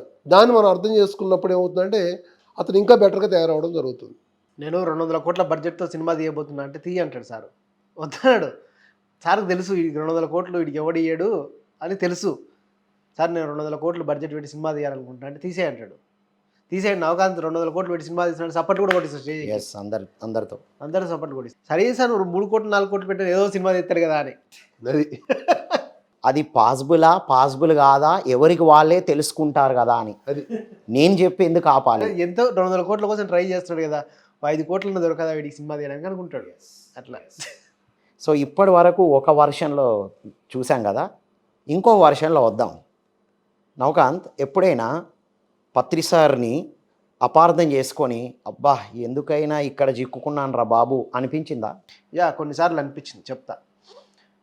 పత్రి సారు చాలా ఇంపార్టెంట్ విషయం ఇది. పత్రి సారు నేను ఏదైనా ఊర్లో వెళ్తే ఆ ఊర్లో డబ్బున్న వాళ్ళ ఇంట్లో స్టే చేసేవాడు. నేను చాలా సంవత్సరాలు అనుకున్నా పత్రిజీ అందరినీ సమానంగా చూస్తా అంటాడు, స్టే మాత్రం డబ్బున్న ఇంట్లోనే చేస్తున్నాడు. చాలామంది ధ్యాన ప్రచారానికి పనిచేస్తారు ఊర్లలో 24 గంటలు కష్టపడి, వాళ్ళ ఇంటికి మాత్రం స్టే చేయడానికి వెళ్ళాడు అని ఒక అపార్థం చాలా సంవత్సరాలు చేసుకున్నాను నేను. ఎందుకని ఇక్కడ మాత్రం పక్షపాతం, డబ్బున్న ఇంట్లో స్టే చేస్తాడు అని చాలా సంవత్సరాలు ఉండే నాకు ఇది. తర్వాత వన్ ఫైన్ డే తులసి దళం చదివినా కానీ అర్థం కాలేదు. మళ్ళీ ఒకసారి చదివితే తులసి దళంలో ఏం రాసిందంటే బుద్ధుడు కూడా చెప్పాడంటే ఇది, ఇద్దరితో స్నేహం చేయాలి, నీకన్నా ఎక్కువ నాలెడ్జ్ ఉన్నవాడితో స్నేహం చేయాలి. నీకన్నా ఎక్కువ నాలెడ్జ్ ఉన్నవాడితో స్నేహం చేస్తే నాలెడ్జ్ వస్తుంది నీకు. నీకన్నా తక్కువ నాలెడ్జ్ ఉన్నవాడితో కూడా స్నేహం చేయాలి, కానీ ఎక్కువ స్నేహం చేయాల్సింది నువ్వు అందరితో స్నేహం చేయాలి, కానీ ఎక్కువ స్నేహం చేయాల్సింది నీకన్నా నాలెడ్జ్ ఎక్కువ ఉన్నోడితో, ఎందుకంటే నువ్వు నేర్చుకోవచ్చు కాబట్టి. నీకన్నా ఎక్కువ డబ్బు ఉన్నోడితో స్నేహం చేయాలి, ఎందుకంటే వాడి డబ్బును మనం సద్వినియోగపరచుకోవచ్చు. ఈ విశ్వ కళ్యాణానికి వాడి డబ్బు ఉపయోగించుకోవాలంటే వాడితో స్నేహం చేయాలి. స్నేహం చేసినప్పుడు వాడి దగ్గర ఉన్న డబ్బుని మనం ఈ విశ్వ కళ్యాణానికి ఉపయోగించడానికి వాడిని మోటివేట్ చేయొచ్చు అన్న కాన్సెప్ట్ నాకు చాలా సంవత్సరాల తర్వాత అర్థమైంది. అట్లా పత్రిజీ ఒక బివి రెడ్డి గారితో స్నేహం చేశారు మొదట్లో. కాబట్టి కర్నూలులో ఒక అద్భుతమైన పిరమిడ్ కట్టగలిగారు, ల్యాండ్ ఇచ్చారు, ఆయన హెల్ప్ చేశారు, పొలిటికల్గా కానీ ఫైనాన్షియల్గా కానీ అన్ని రకాలుగా హెల్ప్ చేశారు. ఒక శ్రేయస్ డాగాతో సార్ ఎక్కువ స్నేహం చేశారు. వాళ్ళ ఇంట్లో ఎక్కువ ఉండేవాళ్ళు, బాంబేకి వెళ్ళి ఉన్నప్పుడు వాళ్ళ ఇంట్లో ఎప్పుడైతే ఉంటారో వాళ్ళతో ఎక్కువ ర్యాపో వస్తుంది, ఆ ఫ్యామిలీతో కానీ అందరితో ర్యాపో వస్తుంది. ర్యాపో వచ్చినా పెద్ద పెద్ద పనులు ఈజీగా చేయగలుగుతారు. ఒక పిరమిడ్ వ్యాలీ కట్టగలిగారంటే అన్ని కోట్ల అయిందంటే వాళ్ళు కోట్లు కోట్లు ఇవ్వబట్టి చేశారు. అదే ఒక ఆర్గనైజర్ ఇంట్లో సార్ స్టే చేసి ఉంటే ఆ కోట్ల రూపాయలు వచ్చేవి కావేమో ఆ ఊర్లో.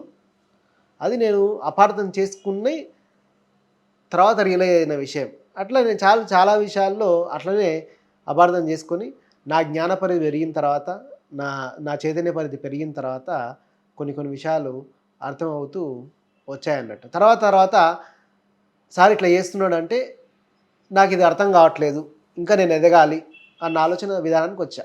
నేను ఎదిగితే నాకు అర్థమవుతాడు ఆయన, అంటే ఏదో అంతర్గతంగా ఉంది, ఏదో ఉంటుంది, విశ్వ కళ్యాణమే ఉంది ఇప్పుడు అనేది అర్థమైంది. వెల్లుల్లిపాయ ఎందుకు తినకూడదు అంటే కరెక్ట్ రీజన్ తెలియదు నాకు. అంటే ఇప్పటిదాకా ఎవరు చెప్పినా నేను కరెక్ట్గా అనిపించలే నాకు ఒక రీజన్. కానీ గురువు చెప్పిందంటే ఏదో ఉంటుంది, నాకు అది అర్థం కాలేదు కానీ ఏదో డెప్త్ ఉంటుంది, అంత లేకపోతే ఆయన ఎందుకు చెప్తాడు అని అండర్స్టాండింగ్ తర్వాత వచ్చా. Very nice, very nice. అంటే ఇక్కడ ఇంకొకటి కూడా తెలుసుకోవాలి. ఆయన నాట్ ఓన్లీ డబ్బులు మాత్రమే కాదు, వాళ్ళ సోల్ స్టేట్ కూడా చూస్తాడు ఆయన. అంటే ఫర్ ఎగ్జాంపుల్ ఆనంద్ చెప్పింది కరెక్ట్. కేవలం డబ్బుండి వాడు నాన్ వెజిటేరియనా, వాడింటికి పోడు మళ్ళా. అంటే 100 కోట్ల 100 ఉండొచ్చు ఒక ఊర్లో, వాడు ధ్యానానికి 5 కోట్లు ఇవ్వచ్చు కాక వాడు నాన్ వెజిటేరియన్, వాళ్ళ ఫ్యామిలీలో స్పిరిచువాలిటీ సరిగ్గా లేకపోతే పోడు మళ్ళీ. ఇది కూడా ఉన్నది. అదొకటి, వాళ్ళ సోల్ డిజైన్లో ఉంటేనే వారు వెళ్తారు, ఉపయోగించుకుంటారు. రెండు ఉండాలి. పత్రి సారు తాడిపత్రికి వస్తారు. మ్యాక్సిమం మొట్టమొదట్లో నేను చిన్నపిల్లోడిగా ఉన్నప్పుడు 13 ఏళ్ళ వయసు నాకు. ఆ టైంలో ఎప్పుడు గొంట్ల శివప్రసాద్ గొప్ప థర్డ్ డే మాస్టర్ ఆయన. ముందు జరగబోయే ప్రతి విషయాన్ని ఆయన ఎంతో స్పష్టంగా చెప్పేవారు. నేను చూసిన పక్కా థర్డ్ డే మాస్టర్ని నేను ప్రత్యక్షంగా నా చిన్నప్పుడు. అంతవరకు నేను థర్డ్ డే అంటే నమ్మేవాని కాదు. పత్రి సార్ ఆయన ఇంటికే వెళ్ళేవారు. ఆ సమయంలో తాడిపత్రిలో చాలామంది కోటీశ్వరులు ఉన్నారు, ఎవరింటికి వచ్చేవాళ్ళు కాదు. ఆయన పత్రి సార్ని ఎప్పుడు తాత అని పిలిచేవారు. పత్రి సార్ ఏం చెప్పని అంతే దాన్ని మేనిఫెస్ట్ చేసేవారు. మనం ధ్యానం చేస్తుంటే పక్కన ఎటువంటి యాస్ట్రల్ మాస్టర్స్ వచ్చి కూర్చునే వాళ్ళు ఆయన చెప్పేవారు. అంతవరకు నేను యాస్ట్రల్ మాస్టర్స్ అంటే నమ్మేవాడిని కాదు. పిచ్చి పరాకాష్ఠకి వెళ్ళింది ఇలాగు, మామూలు పిచ్చి లేదు ఇలాగు. మనమేమో బయట వాళ్ళు దేవుళ్ళు అని పిలుస్తున్నారు, మనం యాస్ట్రల్ మాస్టర్లు అని పేర్లు చెప్పి సేమ్ అదే పంచాయతీ కదా ఇక్కడ కూడా అని అనుకునేవాడిని. ఆయన చెప్పేవారు మనం ధ్యానం చేస్తుంటే పక్కన ఏ యాస్ట్రల్ మాస్టర్ వచ్చి కూర్చున్నారు, నీకు సపోర్ట్ చేసేటువంటి గైడెన్స్ ఇచ్చేటువంటి గార్డెన్ ఎవరు నీకు, ఇదన్నీ ఆయన చెప్పేవారు. దానివల్ల నాకు ఆ నాలెడ్జ్ వచ్చింది, లేకపోతే ఆ నాలెడ్జ్ వచ్చేది కాదు. ఆయన ఇంటికి వచ్చేవారు పత్రి సార్. ఎంతోమంది ఉన్నారు కదా, ఎవరింటికి వెళ్ళేవారు కాదు. ఎందుకు వెళ్ళేవారు అని నేను ఆలోచించా. ఒకటి వాళ్ళ యొక్క ఆత్మస్థితి, ఆత్మస్థాయి. ఎస్. తర్వాత ఆ గొంట్ల శివప్రసాద్ అనేవారు ప్యూరిటీకి పరాకాష్ట, స్వచ్ఛత, పారదర్శకత మనం అంటామే, వీటన్నింటికి పరాకాష్ట ఆయన. తర్వాత వాళ్ళ ఇంట్లోకి ఎంటర్ అవుతే అదేదో టెంపుల్లోకి ఎంటర్ అయినట్లు ఒక వైబ్రేషన్ ఫీల్ అవుతాం మనం. ఎందుకంటే ఎప్పుడు నిత్యం సాధనలో ఉంటాడు ఆయన, ఎప్పుడు సాధనలో ఉంటాడు. అంటే ఇక్కడ అర్థం చేసుకోవాల్సిన విషయం ఏంటంటే పత్రి సారు వెళ్ళాలి అంటే ఒక చోటికి వెళ్ళాలి అంటే ఒక ఫ్యాక్టర్ కాదు, ఎన్నో ఫ్యాక్టర్స్ అన్నింటినీ కలిపి ఉంటాయి. ఆయన చనిపోయిన తర్వాత చాలామంది ఉన్నారు అక్కడ డబ్బున్న వాళ్ళు. కృష్ణమోహన్ గారింటికి వెళ్ళేవారు. ఎందుకు కృష్ణమోహన్ గారింటికి వెళ్ళేవారు మళ్ళీ అది కూడా అబ్జర్వ్ చేశారు. కృష్ణమోహన్ గారు అంటే ఆయన పత్రి సార్ మాట వేదవాక్. ఆయన ఏదైనా ఒకటి చెప్తే ఇంకా రెండో మాట ఉండదు ఆయనకు. అది కంప్లీట్ చేసి సార్ నెక్స్ట్ ఏం చేయాలో చెప్పండి సార్ ఇట్లా అడుగుతాడు ఆయన. ఒకటి. రెండు, పత్రి సారు క్లీన్లీనెస్కు చాలా ఇంపార్టెన్స్ ఇస్తారు. శుభ్రత అనేది చాలా ఇంపార్టెంట్. అందుకే అసలు మన ఆఫీస్లో నేను చాలా వరకు వచ్చి రాగానే ఫస్ట్ అన్నీ చాలా జాగ్రత్తగా చూస్తుంటాను. ఒకరోజు చెప్పారు సారు, నాయన శుభ్రత అన్నది మన ఆత్మస్థితిని తెలియజేస్తుంది, మనం ఏంటనే తెలియజేస్తుంది. ఎప్పుడు శుభ్రత అన్నది చాలా ఇంపార్టెంట్. మనం ధ్యానం చేసేటువంటి పరిసరాలు కానీ, ధ్యానం చేసేటువంటి ఆ చుట్టుపక్కల థింగ్స్ కానీ, మనం ధ్యానం పని చేసేటువంటి ఆఫీస్ కానీ చాలా శుభ్రంగా పెట్టుకోవాలని చెప్పేవారు ఆయన. ఎప్పుడు ధ్యాన జగత్ ఆఫీస్కి పోయినా సార్ వస్తున్నారంటే మళ్ళీ క్లీన్ చేసిన దాన్ని మళ్ళీ 1-2 సార్లు చాలా జాగ్రత్తగా చూస్తారు. ధ్యాన మహాచక్రం మనం స్టార్ట్ చేస్తాం, గ్రౌండ్ అంతా క్లీన్ చేస్తాం. స్వచ్ఛ కైలాసపురి అని చెప్పేసి పెట్టి మొత్తం పత్రి సార్తో సహా ఇన్వాల్వ్ అయిపోయి అందరం పనిచేస్తాం. అంత పెద్దపీట వేస్తారు. అంటే శుభ్రత కూడా ఇంపార్టెంట్. చాలా విషయాలు పరిగణలోకి ఉంటాయి. ఇప్పుడు ఫర్ ఎగ్జాంపుల్ భీమవరంలో తటవర్తి సారు ఒక ఆయన ఇంటికి తీసుకెళ్లారు. ఆయన అపర కుబేరుడు. వాళ్ళ ఇంటికి వెళ్ళారు. వాళ్ళ ఇంట్లో భోజనం అని చెప్పారట. నేను విన్నాను. అక్కడికి వెళ్ళి సారు ఒక 5 నిమిషాలు కూర్చున్నాడు అంతే. ఉన్నోళ్ళందరినీ కుప్పేసి కొట్టేసినాడు. కొట్టి బయటకు వచ్చేసినాడు. ఎందుకంటే వాళ్ళంతా నాన్ వెజిటేరియన్ తినేవాళ్ళు.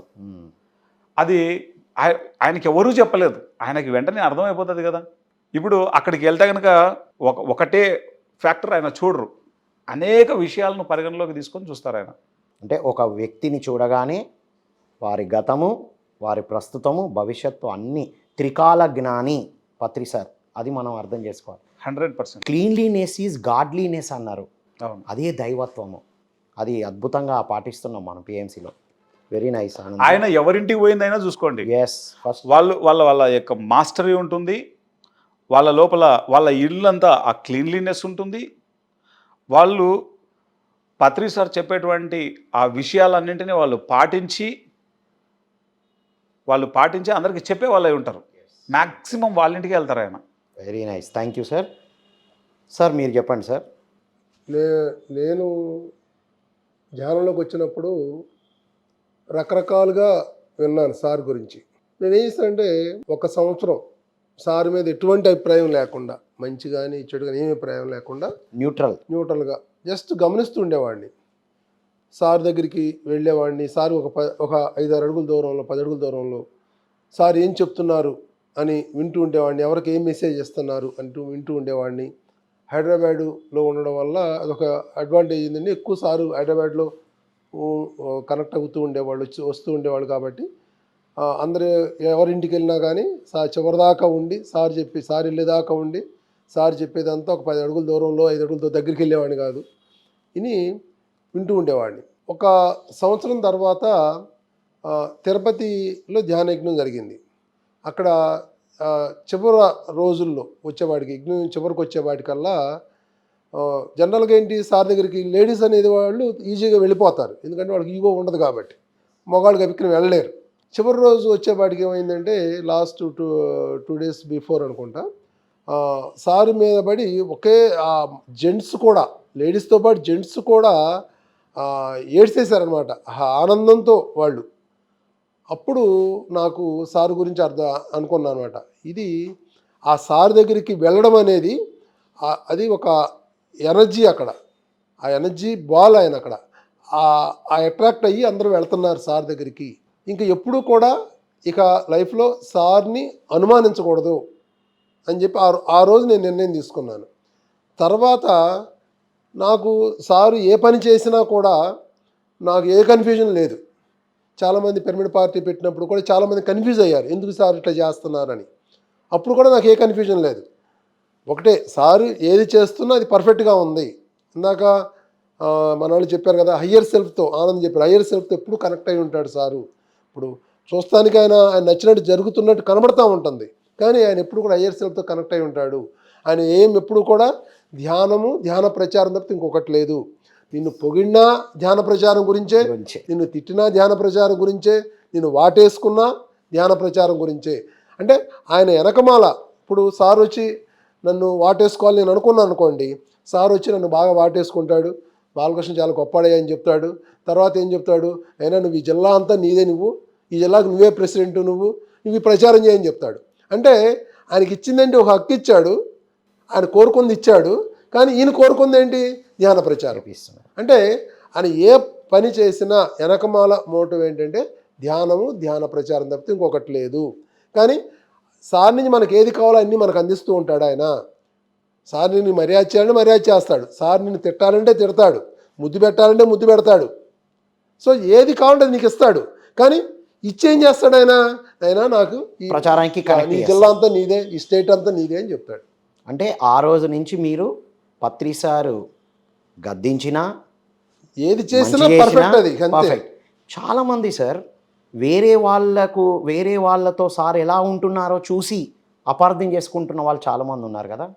ఇప్పుడు ఇక్కడ మనకి తెలియని ఎన్నో కోణాలు ఉంటాయి. అక్కడ ఒక గురువుని మనం జడ్జి చేయలేం. ఒకసారి నేను చెప్పా సార్తో, సార్ మేము ఎదిగే కొలది ఇంకా మీరు ఎక్కడో కనబడుతున్నారు మాకు. ఇప్పుడు ఇప్పుడు ఒకటో తరగతి కుర్రాడు ఏమనుకుంటా అంటే వాళ్ళ నాన్న లెక్కలు చెప్తూ, ఇంజనీర్ వాళ్ళ నాన్న లెక్కలు చెప్తా అంటే, ఓ మా నాన్నకి ఈ లెక్కలు కూడా వచ్చా అనుకుంటాడు ఒకటో తరగతి కుర్రాడు. వాడు 10వ తరగతిలోకి వెళ్ళిన తర్వాత ఏమనుకుంటాడు, ఓ మా నాన్నకి 10వ తరగతి లెక్కలు వచ్చా అనుకుంటాడు. వాడు ఇంజనీర్లోకి వెళ్ళిన తర్వాత ఈ లెక్కలు కూడా వచ్చా అనుకుంటాడు. అంటే వీడు ఎదిగే కొలది ఏమవుతుంది, వాళ్ళ నాన్న ఎదుగుతూ కనబడతాడు. అట్లాగే పత్రి సార్ మన ఎదిగే కొలది పత్రి సార్ ఇంకా ఇంకా హయ్యర్గా వెళ్తూ ఉంటాడు. మన స్థితిని బట్టి ఆయన మనకు కనబడతా ఉంటాడు. అందుకని ఎవరు ఏ స్థితిలో ఉన్నారో ఆ స్థితిలోనే ఆ గురు మనం చూడగలుగుతాం అవతల మనిషిని. అవతల మనిషి జ్ఞానాన్ని నువ్వు అర్థం చేసుకోవాలి అంటే నువ్వు ఆ జ్ఞానం ఉంటే కానీ అవతల మనిషిని అర్థం చేసుకోలేవు, లేదంటే నీ జ్ఞానంతోనే కొలుస్తూ ఉంటావు. అట్లాగే సార్ని మనం మన జ్ఞానంతో మనం చూస్తున్నాం, కానీ ఆయన యొక్క హయ్యర్ అంటే ఎంత ఉన్నతమైన స్థితిలో గనక ఆయన లేకపోతే ఇంతమందిని యాక్సెప్ట్ చేయగలుగుతాడు, ఇంతమందిని ఎంకరేజ్ చేయగలుగుతాడు, ఇన్ని పుస్తకాలని సొసైటీలోకి తీసుకొచ్చాడు ఆయన. అందరూ నీ గురువేనాయన, అందరి దగ్గర నువ్వు నేర్చుకొని చెప్తాడు ఆయన. ప్రతి గురువు ఏం చెప్తాడు, నేను చెప్పింది చేయరని ఆయన అని చెప్తాడు. కానీ ఆయన ఏం చెప్తున్నాడు, నువ్వు ఓషో దగ్గర నేర్చుకో, లోక్సామ్ రాంపా దగ్గర నేర్చుకో, సేత్ దగ్గర నేర్చుకో, అందరూ నీ గురువులే. నేనే గురువు అని చెప్తున్నా, అందరూ నీ గురువులే, అక్కడ అందరి దగ్గర నేర్చుకోమని చెప్తున్నాడు. మరి ఆయన ఏ స్థితిలో ఉంటే ఆ మాట చెప్తాడు ఆయన. ఏ స్థితిలో ఉంటే మనం చేసే పనులు ఆయన యాక్సెప్ట్ చేయగలుగుతాడు. లేదంటే ఇట్లా చేయని చెప్తాడు. లేదంటే అద్భుతమైనటువంటి స్థితిలో ఉన్నాడు ఆయన. అంటే ఆయన మనం అర్థం చేసుకున్న స్థితి మనకు లేదు, అంతే. సింపుల్గా చెప్పాలంటే మనకున్న లిమిటెడ్ జ్ఞానంతో ఆయన మనం అర్థం చేసుకునే ప్రయత్నం చేస్తున్నాము. ఆయన మనం అర్థం చేసుకున్న స్థితి మనకు లేదు అక్కడ, అంతే. Exactly sir, it's really wonderful sir. మీరు ఇందాక అన్నారు కదా, ఒక విషయం చెప్పాలి అంటే సార్ను ఫస్ట్లో అపార్థం చేసుకుంటారు అని చెప్పేసి.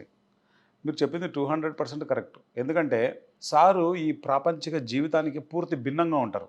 ఎగ్జాక్ట్లీ. కాబట్టి ఇప్పుడు ఎవరైతే భిన్నంగా ఉంటారో వాళ్ళు మనకు రాంగ్గా ఉన్నట్లు అనిపిస్తుంది. సైన్ ఆ యొక్క సింబల్ రాంగ్గా ఉన్నట్లు అనిపిస్తుంది. కాకపోతే ఇక్కడ మనం అర్థం చేసుకోవాల్సిన పాయింట్ ఏంటంటే, ఇందాక బాలకృష్ణ సార్ ఎంతో బ్యూటిఫుల్గా చెప్పారు.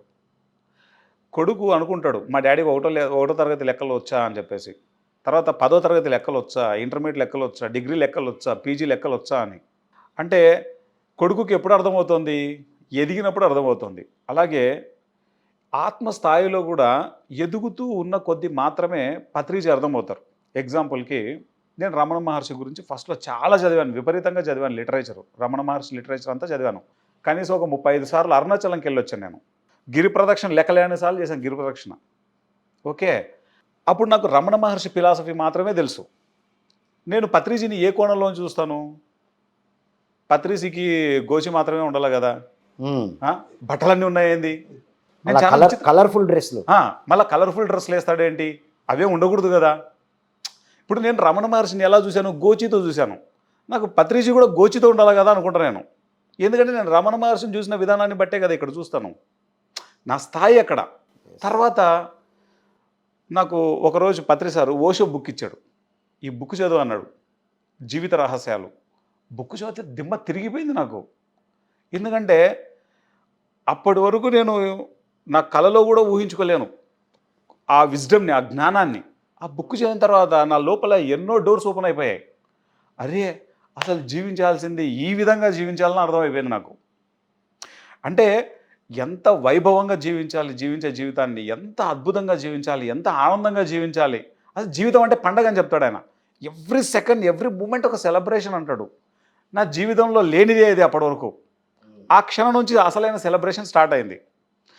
అప్పుడు నేను ఏమైనా అర్థం చేసుకున్నాను, ఓహో పత్రి సార్ని ఓషో కోణంలోంచి చూడడం మొదలెట్టేవాడిని.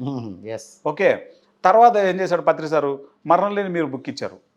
మరణం లేని మీరు బుక్ చదివిన తర్వాత రాంపా సబ్జెక్ట్స్ కొన్ని చాలా దగ్గరగా చూసాం. రాంపా కోణంలో నుంచి పత్రి సార్ని చూసేవాడిని. అంటే ఒకప్పుడు ఓషో బుక్ నేను చదవనప్పుడు పత్రిజీని రమణ మహర్షి కోణంలో నుంచి నేను చూసాను. ఓషో బుక్ చదివిన తర్వాత ఓషో కోణంలో నుంచి చూశాను. రాంపా బుక్ చదివినప్పుడు రాంపా కోణంలో నుంచి చూశాను. మేడం బ్లవర్స్కి థియోసాఫికల్ సొసైటీ వాళ్ళ యొక్క బుక్స్ చదివినప్పుడు ఆ కోణంలో నుంచి చూసేవాడిని. ఇట్లా మనకు ఏ సబ్జెక్ట్ అయితే తెలుసో ఆ కోణంలో చూసాం. కానీ ఈ పుస్తకాలన్నీ 1,00,000 పుస్తకాలు జమానా కాలంలో చదివేశాడు ఆయన. ఆయన ఏ స్థాయిలో ఉంటాడు, కనీసం ఊహకు కూడా అందదనమాట. మనకు ఉన్నటువంటి స్థాయి ఊహకందదు. 0.1% లెక్కలెక్క కూడా ఉండదు. ఈ స్థాయిలో నుంచి ఆ స్థాయిలో ఉన్నటువంటి వ్యక్తిని మనం అసలు ఊహించుకోవడమే కష్టం. కానీ మనం ఏకంగా జడ్జి చేస్తాం. సారు ఇలాంటి వ్యక్తి, సారు అలాంటి వ్యక్తి. ఆయనలోకి ఎంతమంది మాస్టర్లు వస్తుంటారో, ఎంతమంది మాస్టర్లు పోతూ ఉంటారు. Exactly true. ఎన్ని వాకిన్స్ అవుతుంటాయో ఆయనకు. నాకు స్పష్టంగా నందా సార్ ఓ రోజు చెప్పినప్పుడు స్టన్ అయిపోయాను నేను. వాకిన్స్ అనేటువంటి ఆ బుక్ చదివినంత వరకు నాకు వాకిన్స్ గురించి తెలియదు. అది చదివిన తర్వాత సారు ఒక్కొక్కసారి ఒక్కొక్కలాగా బిహేవ్ చేసేవాడు. ఏంది ఈయన ఇలా గంటకు బిహేవియర్ చేస్తాడేంటి అని ఆలోచించేవాడిని. వాకిన్స్ అనే బుక్ చదివిన తర్వాత నాకు అర్థమైంది, ఓహో ఆయా టైంలలో ఆయా మాస్టర్స్ వాకిన్స్ అవుతారు. ఆయన ఒక్కొక్కసారి ధారాళంగా సబ్జెక్ట్ చెప్పేవారు, ఉన్నట్టుండి చెప్తారు ఆయన. అంతవరకు మామూలుగా జోకులు వేసుకుంటూ ఉంటారు నవ్వుకుంటా. అంటే ఇవన్నీ ఇంత సూక్ష్మమైనటువంటి విషయాలు నీకు ఆ సబ్జెక్టు తెలిస్తే తప్ప ఆ డెప్త్ నీకు 10 సార్లు తెలియదు. ఎస్. పిల్లాడు ఎదిగే కొద్దీ తండ్రి అర్థమైనట్లు ఇక్కడ ఆత్మస్థాయిలో మనం ఎదిగితేనే అక్కడ 10 సార్లు అర్థమవుతారు. లేకపోతే నీకు ప్రాపంచికంగా ఏం కనపడుతుంది? ఉదాహరణకు ఒక లేడీని ఇట్లా పట్టుకోవడం రాంగు. కానీ ఏ ఇంటెన్షన్తో నువ్వు ఆ పని చేస్తున్నావు అన్నది చాలా ఇంపార్టెంట్. ఎప్పుడు కూడా అది ఉంటుంది. ప్రాపంచికంగా చూసినప్పుడు ఇది చాలా తప్పుగా కనపడుతుంది. కానీ ఇంటెన్షన్ ఎవరికి అవసరం ఉండదు, చర్య కనపడుతుంది. చూసే వ్యక్తికి వాడు ఏ స్థాయిలో నుంచి చూస్తున్నాడో అదే కనపడుతుంది.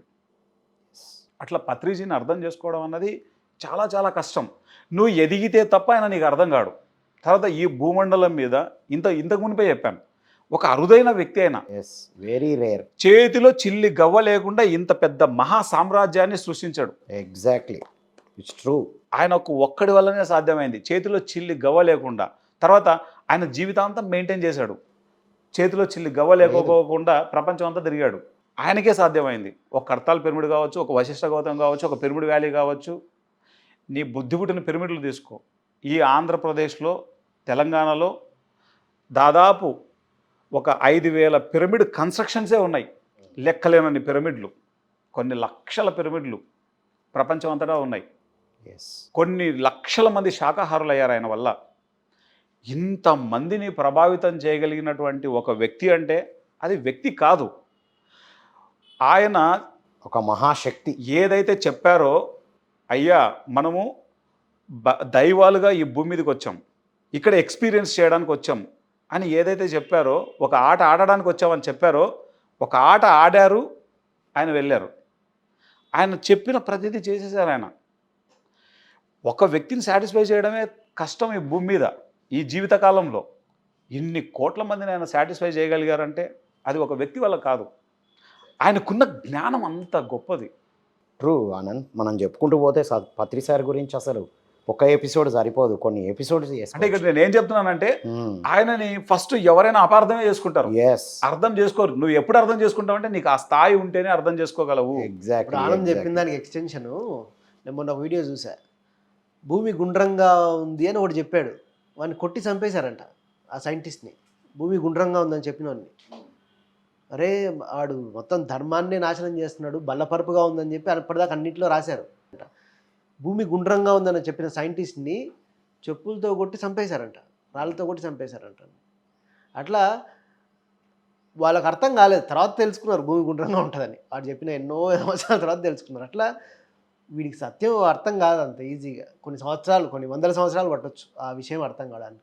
పత్రిజీ ప్రతి ఒక్కరిలోని ఆత్మస్థితిని మాత్రమే చూశారు, ఆత్మలుగానే చూశారు తప్ప చిన్న పెద్ద, ఆడ మగ, ఉన్నవారు లేనివారు అని ఏ రోజు చూడలేదు. అంతే. మనం అర్థం చేసుకోవాల్సిన సింపుల్ విషయం ఇదన్నమాట. ఎస్. సో మనం ఇప్పుడు పత్రి సార్తో ఉన్న బెస్ట్ మెమరీ, ఒక్క మెమరీ, ది బెస్ట్ మెమరీ. చాలా ఉన్నాయి, అట్లా ఒకటంటే గుర్తు. ది బెస్ట్ ఒక్కటి, ది బెస్ట్, ఎప్పుడుగా మర్చిపోలేను అనేది. నేను ఒకసారి ప్రచారం చేస్తుంటాను, ధ్యాన ప్రచారం చేస్తుంటాం. ప్రచారం చేస్తున్నప్పుడు అప్పట్లో బ్యానర్స్ ఉండేవి, ఇంకా ఫ్లెక్సీలు రాలే, అంటే క్లాత్ బ్యానర్స్ ఉండేవి. బ్రహ్మర్షి పత్రిజీ గారికి స్వాగతం సుస్వాగతం అని క్లాత్ బ్యానర్స్లో రాపిచ్చి అటో కట్టి దానికి 4 సైడ్లు చుట్టి పురుకోసలు చెట్లకు పూలకు కట్టాలి. నేను ఒకసారి షిరిడి దగ్గర అహ్మద్ నగర్లో ఒక ప్రోగ్రామ్ చేస్తున్నాం. ఇంకా మనమే ఆర్గనైజరు, మనమే అన్నీ చేసుకోవాలి. నేను ఒక నిచ్చెనెక్కి పత్రిజీ గారికి స్వాగతం సుస్వాగతం అని బ్యానరు కడుతున్నా. వాలంటీర్స్ ఇక్కడ అంటే వాలంటీర్స్ చాలామంది ఉంటారు, హెల్ప్ చేస్తారు. అక్కడ కొత్త ఊరు, కొత్త క్లాసు, పత్రిజీ అంటే తెలియదు, పిఎస్ఎం అంటే తెలియదు, ఎవరు లేరు. పత్రి సార్ వచ్చి ఎక్కడి నుంచో దూరం నుంచి చూశాడు. చూసి వచ్చి నిచ్చెన పట్టుకున్నాడు వచ్చి. ఓ నేను పట్టుకుంటా, నువ్వు కట్టు అని. అవ్వా. కట్టుకున్న తర్వాత నేను కట్టిన తర్వాత మళ్ళీ ఆ పోల్ అయిపోయింది, ఇంకో పోల్కి వేయాలి. మళ్ళీ నిచ్చెన ఇద్దరం తీసుకొని పత్రి సార్ నేను తీసుకొచ్చి ఆ నిచ్చెన అక్కడ వేసాం. మళ్ళీ సార్ కింద పట్టుకున్నాడు. గూస్ బాంబ్స్ వస్తున్నాయి ఆనంద్, పట్టుకుంటే ఆ ఎక్స్పీరియన్స్. పట్టుకుంటే మళ్ళీ నేను పోయి ఎక్కి కట్టా. అంటే చూడండి, ఇప్పుడు ఒక స్టేజీ మీద ప్రవచనకర్త గురువు, అక్కడ కొన్ని వందల మంది ఉన్నారు, ఎవరికి ఈ ఆలోచన రాలే, ఎవరి పనిలో ఆడున్నాడు. ఇది కింద పడతాడేమో, నిచ్చెన ఎక్కిండు కదా, నిచ్చెన ఎక్కినప్పుడు కింద పట్టుకోవాలి సపోర్ట్ జనరల్గా, లేదా జారడానికి స్కోప్ ఉంటుంది నిచ్చెన జారడానికి. అట్లా ప్రతి విషయాన్ని అంత మైన్యూట్గా గమనించి అంత కేర్ తీసుకుంటాడు. నేను సార్ ఎప్పుడైనా ఫ్లైట్లో వెళ్ళినప్పుడు నాకు బ్యాగు, సార్కో బ్యాగు, నాకు ఫ్లూట్ బ్యాగు, సార్కో ఫ్లూట్ బ్యాగ్, సారీ నేను ఇంకా ఫ్లూట్ నేర్చుకోలేదండి, సార్కో ఫ్లూట్ బ్యాగు, నాకు మామూలుగా బ్యాగ్ ఉండేది.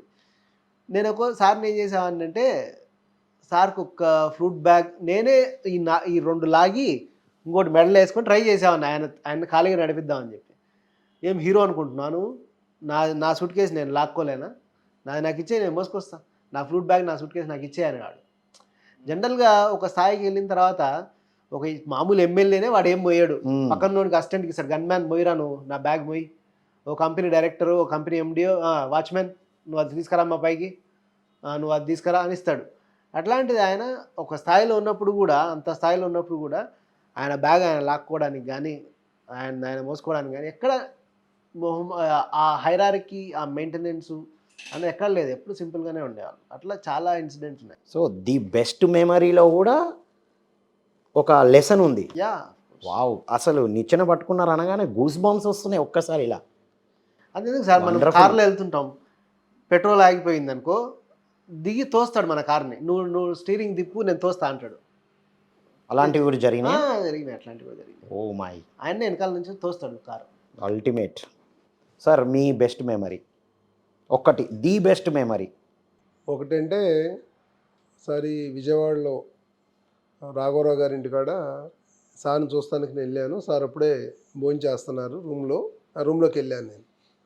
రూమ్లోకి వెళ్తే పిలిచి సారు బాలకృష్ణకి భోజనం తీసుకురండి అని చెప్పి ఆయన ప్లేట్లో ఆఫర్ చేశాడనమాట తినమని చెప్పి. నేను వెనకాడుతున్నా కూడా ఊరుకోలేదు సార్ తినమని చెప్పి. ఒకే ప్లేట్లో కలిసి, ఒకే ప్లేట్లో. మరి అది ఎవరు ఏ గురువు చేస్తాడు అట్లా? True sir. తినిపించేవాడు సార్ ఆయన అందరికీ. కర్నూలు ధ్యానయజ్ఞంలో 99 ఆ 2000లో కర్నూలు ధ్యానయజ్ఞాలు జరిగాయి కదా, పిఎస్ఎస్ఎంలో చాలామందికి పత్రిసారి ప్లేట్లో ఒక ముద్ద నూది అందరు తినిపించేవాడు. చిన్నప్పుడు ఇంట్లో మన వాళ్ళు తాతమ్మలు నానమ్మలు కలిపి అందరికి పెట్టినట్టు. వావ్. మేము అందరం పత్రిసారి తినిపిస్తారని అట్లా తిరిగేవాళ్ళం, తిరుగుతుంటే సారు తినిపించేవాళ్ళు. పని అంత చేస్తూ అంత ప్రేమ, అంత వాత్సల్యం. ఎస్. ఒకసారి సార్ ఇంటికి వెళితే ఎప్పుడో ఒక 10 years 15 years బ్యాకే నాతో మాట్లాడి మళ్ళీ నేను వెళ్తా అంటే గేటు దాకా వచ్చి ఆయన పంపించాడు అనమాట. నేను ఒక్కడిని గేటు దాకా వచ్చి పంపించాడు అనమాట ఆయన. వావ్. అంటే ఆయన అవతల మనిషికి ఎంత రెస్పెక్ట్ ఇస్తాడో, ఎంత వినయంగా ఉంటాడో, అది అల్టిమేట్. ఆయన చూసి ఇక మనం నేర్చుకోవాల్సింది. మనం ఆ స్థితికి వెళ్తాం కూడా కష్టమే అనిపిస్తుంది నాకు. అవతల మనిషికి ఎంత మర్యాద ఇస్తాడు అనేది మనం ఆయన చూసి నేర్చుకోవాల్సింది. అది అంటే బెస్ట్ మెమరీలో కూడా లెసన్స్ ఉన్నాయి. వినయంగా ఉండడం, ఎదుటి వాళ్ళకు విలువనివ్వడం. వా. మళ్ళీ నేను సార్తో పాటు 1 week కర్ణాటక టూర్ వెళ్ళా. అది ఫస్ట్ టైము కర్ణాటక టూర్ వెళ్తే ఎంత కేర్ తీసుకునేవాడో. బాలకృష్ణ భోజనం చేశాడా లేదు, బెడ్ సరిగా ఉందా లేదా అంటే అది చాలామంది చెప్పారు. సార్తో పాటు ఎవరు వెళ్ళినా కూడా కానీ వాళ్ళని చాలా కేర్ తీసుకుంటాడు సార్ అని. ఓకే. ఆయన తినే ముందు తిన్నాడా లేదా బాలకృష్ణ కనుక్కుంటాం కానీ అంత కేర్ తీసుకునేవాళ్ళు అనమాట. Wonderful sir. ఈ ప్లేట్లో తినిపించడం అనే అనుభవం మనకు కూడా ఉంది. బెల్లంపల్లిలో పిరమిడ్స్ అయిపోయినాయి, ఇనాగ్రేషన్ అయిన తర్వాత రామ్ ఇక్కడ రావయ్య అన్నారు. భోజనం పట్టుకున్నారు, చేతులు కట్టుకొని రా తినాలి అన్నారు. నేను అటు ఇటు ఇటు అటు తిరుగుతున్నా. ఏ రామ్ ఇక్కడ రా అన్నారు. మళ్ళీ అటు ఇటు తిరుగుతున్నా. ఎట్లా తింటావు సార్తో అని. లేదా వచ్చేయి అన్నారు. సరే అని హ్యాండ్ వాష్ చేసుకొని వచ్చిన. కలుపుతూ తిను తిను తిను అని సార్ ఇలా కలుపుతున్నారు, నాకేస్తున్నారు. ఇంకా తిను అని తినిపించారు. అక్కడ నాకేం నేర్పించారంటే, అప్పటి వరకు ధ్యానం బాగా చేస్తూ పుస్తకాలు చదువుతూ ఫుడ్ని అవసరం లేని స్థాయిలో ఉన్నాం మనం. అక్కడ ఏం నేర్పించారంటే, నాయనా ఫుడ్ కూడా అవసరమే, అది ఎంత అవసరమో అంత తీసుకోవాలని అప్పటి నుంచి నేర్పించారు. సో ది బెస్ట్ మెమరీ అది మనకి. మీ బెస్ట్ మెమరీ సార్ పత్రి సార్ అంటేనే ప్రతి ఒక్కళ్ళు, ఇప్పుడు నవకాంత్కు బెస్ట్ మెమరీస్ ఉన్నాయి, బాలకృష్ణ సార్కు బెస్ట్ మెమరీస్ ఉన్నాయి, పిఎస్ఎస్ఎంలో ఉన్న ప్రతి మాస్టర్కు బెస్ట్ మెమరీస్ ఉన్నాయి పత్రి సార్. ఎగ్జాక్ట్లీ. సో నాకు బెస్ట్ మెమరీ అంటే కొన్ని ఉన్నాయి. దాంట్లో చిన్నప్పుడు నేను చాలా హార్డ్ వర్క్ చేసేవాడిని. హార్డ్ వర్క్ అంటే పరాకాష్ట అనమాట. ఇంకా నేను తర్వాత తాడిపత్రిలో కులపిచ్చి ఎక్కువ. ఇప్పుడు సిటీస్లో కులాలు మతాలు ఇవి ఉండవు. తాడిపత్రి లాంటి మండలాలు ఒక విలేజ్ బ్యాక్గ్రౌండ్, అది కులపిచ్చి ఎక్కువ. అంటే హయ్యర్ క్యాస్ట్ వాళ్ళ ఇళ్ళల్లోకి తక్కువ క్యాస్ట్ వాళ్ళు వెళ్ళకూడదు. ఇలాంటి కులపిచ్చి ఉండేటువంటి ఏరియా అది. అయితే కృష్ణమోహన్ అన్న ఇంట్లో సార్ ఉన్నారు, స్టే చేశారు. ముందు రోజు ప్రోగ్రామ్ ఎంతో అద్భుతంగా జరిగింది. మరుసటి రోజు సార్ వెళ్ళిపోతారు. ఇంకా పొద్దున్నే సీనియర్ మాస్టర్స్ అందరం వెళ్తారు కదా. హేమలు అందరూ కూర్చున్నారు సార్తో. ఆయన్ను చూడాలని నా తపన. అందరినీ ఇట్లా పక్కకి వెళ్ళు అనుకుంటా లోపలికి వెళ్తున్నా.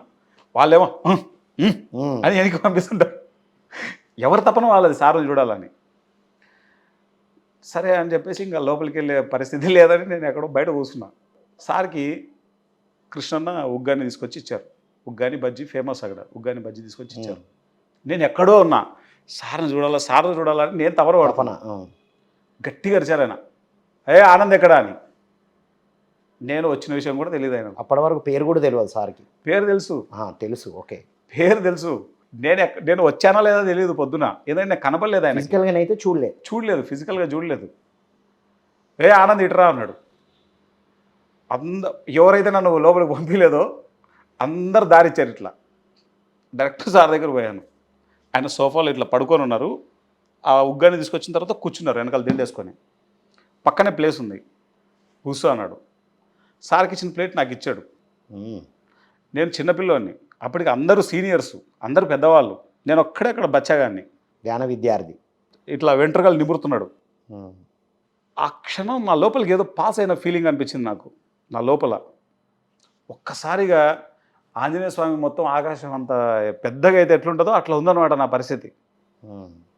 అది నా లైఫ్ టైం నాకు గుర్తుండిపోయే విషయం. అది ది బెస్ట్ మెమరీ. అప్పటి వరకు నా లోపల ఎన్నో రకాల ఇన్ఫీరియారిటీ కాంప్లెక్సెస్తో నేను బాధపడుతున్నాను. ఎందుకంటే చిన్నప్పటి నుంచి ఫేస్ చేసిన కొన్ని థింగ్స్ ఉంటాయి కదా, కులం కావచ్చు, మతం కావచ్చు, డబ్బు కావచ్చు, ఇవన్నీ. పత్రి సార్ వీటన్నింటికి అతీతంగా చూస్తాడు ఒక మనిషిని. ఎగ్జాక్ట్లీ, నిజంగా చూస్తాడు ఆయన. డబ్బులు అవసరమైతే అది వేరు, అయ్యా ఆ ప్రాజెక్ట్ అవసరం ఉన్నాయి ఖర్చు పెట్టండి అని చెప్తాడు, అది వేరే విషయం. కానీ పత్రి సారు ఈ ప్రాపంచికమైనటువంటి అన్ని విషయాలకు అతీతంగా ఈ సోల్ ఏ స్థాయిలో ఉంది అనేటువంటి దాన్ని దృష్టిలో పెట్టుకొని చూస్తారు అన్నది నాకు ఆ క్షణం అర్థమైపోయింది. ఆ క్షణం పట్టుకున్నాను కదా, ఈ క్షణం వరకు మళ్ళీ వదలలేదు ఆయన్ని. That is the best memory. ఒకసారి పత్రి సార్ లాస్ట్ ఇయర్ కడతాల్లో అన్ని బోర్డు మీటింగ్స్, తెలుగు, హిందీ, తమిళ్, కన్నడ అన్ని బోర్డు మీటింగ్స్ జరుగుతున్నాయి. తెలుగు అయిపోయింది, కంప్లీట్ అయిపోయింది. హిందీ అయిపోయింది, కన్నడ అయిపోయింది. తమిళ్ బోర్డు మీటింగ్ జరుగుతోంది, PMC, Tamil PMC board meeting జరుగుతోంది. Hanumantharao sir, Tamil channel MD Jayakumar sir కూర్చున్నారు. మిగతా డైరెక్టర్స్ అందరూ కూర్చున్నారు. కంపెనీ విషయాలన్నీ డిస్కస్ చేస్తున్నారు. ఫస్ట్ ఒక 5 నిమిషాలు హనుమంతరావు సార్ చెప్పారు. తర్వాత నెక్స్ట్ జయకుమార్ సారు కంపెనీలో ఉన్నటువంటి ప్రాబ్లమ్స్ అన్నీ చెప్తున్నారు. ఇలా ఈ ప్రాబ్లం ఉంది, ఇలా ఈ సమస్యలు ఎదుర్కొంటున్నాము అని అన్నీ చెప్పుకుంటూ వచ్చారు. ఒక 7 minutes 8 minutes ఒక 7-8 నిమిషాలు అయింది చెప్తున్నారు. ఆయన అన్ని శ్రద్ధగా వింటున్నారు. నేనేం చేస్తున్నానంటే ఆ కంపెనీకి నేను డైరెక్టర్ని కాదు. నేను వాళ్ళకి ఏం చేస్తున్నానంటే బోర్డు మీటింగ్స్ కదా, వాటర్ బాటిల్స్ అరేంజ్ చేయడం, స్నాక్స్ అరేంజ్ చేయడం నేను చూస్తున్నా. వాళ్ళకి స్నాక్స్ అందజేయడము, టీ అందజేయడము, అవన్నీ మళ్ళీ తీయడము, ఈ పనులు చేస్తున్నా. అయిపోయిన తర్వాత జయకుమార్ సార్ ఆ ప్రాబ్లమ్స్ అన్నీ చెప్తున్నారు ఆ మీటింగ్లో, బోర్డు మీటింగ్లో. పత్రి సార్ అన్నీ చాలా జాగ్రత్తగా విని ఆనంద్ని ఈ కంపెనీకి డైరెక్టర్ని చేయండి అని చెప్పేసి వాళ్ళకి చెప్పారు ఆ బోర్డు మీటింగ్లో. ఆనంద్ను ఈ కంపెనీకి డైరెక్టర్ని చేయండి అని చెప్పారు. తమిళ ఛానల్కి. అప్పటికే నేను తెలుగు ఛానల్కి ఇక్కడ డైరెక్టర్ని, సిఎఫ్ఓని, హిందీ ఛానల్కి డైరెక్టర్ని, కన్నడ ఛానల్కి డైరెక్టర్ని, ఈ తమిళ ఛానల్కి డైరెక్టర్ని చేయండి ఆనంద్ చూసుకుంటాడని చెప్పాడు. నేను అక్కడ చేసే పని ఏంది, వాటర్ బాటిల్ అందజేస్తున్నాను, స్నాక్స్ అందజేస్తున్నాను, టీ అందజేస్తున్నాను. ఆయన ఆ మాట చెప్పేసి వెళ్ళిపోయాడు ఆయన. వీళ్ళందరూ చప్పట్లు కొడుతున్నారు. నాకు లోపల నుంచి కళ్ళల్లోంచి వాటర్ వచ్చేసాయి అట్లే. అంటే ఏ వ్యక్తి అంతలాగా కదల్చలేదు నన్ను. పని చేస్తామా చేయమా సంగతి పక్కన పెడతాం, ఎవరు ఏమి చేయగలరు అన్నది ఆయనకు తెలిసినంత స్పష్టంగా ఇంకెవరికి తెలియదు. ఎవరి కెపాసిటీ ఎంత అనేది ఆయనకి బాగా తెలుసు. అది నా లైఫ్లో అల్టిమేట్ మెమొరీ అనమాట. లోపల ఎనర్జీ కనీసం అంటే కొన్ని కోట్ల రెట్లు పెరిగి ఉంటుంది నాకు నిజంగా ఆ స్థాయి ఉందో లేదో కూడా తెలీదు. ఆయన చెప్పిన తర్వాత లోపల మల్టిప్లై అయిపోయింది. ఆ ఉన్న ఎనర్జీ అంతా చాలా మల్టిప్లై అయిపోయింది.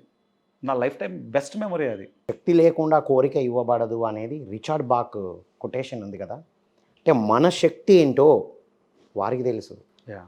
యాక్చువల్గా ఎంబీఏ చేసిన మీరు మహా అంటే ఒక కంపెనీ పెట్టేవారేమో, కానీ ఇన్ని కంపెనీలకు డైరెక్టర్ అంటే ఇది ధ్యానం యొక్క గొప్పతనం, పత్రిజీ యొక్క గొప్పతనం.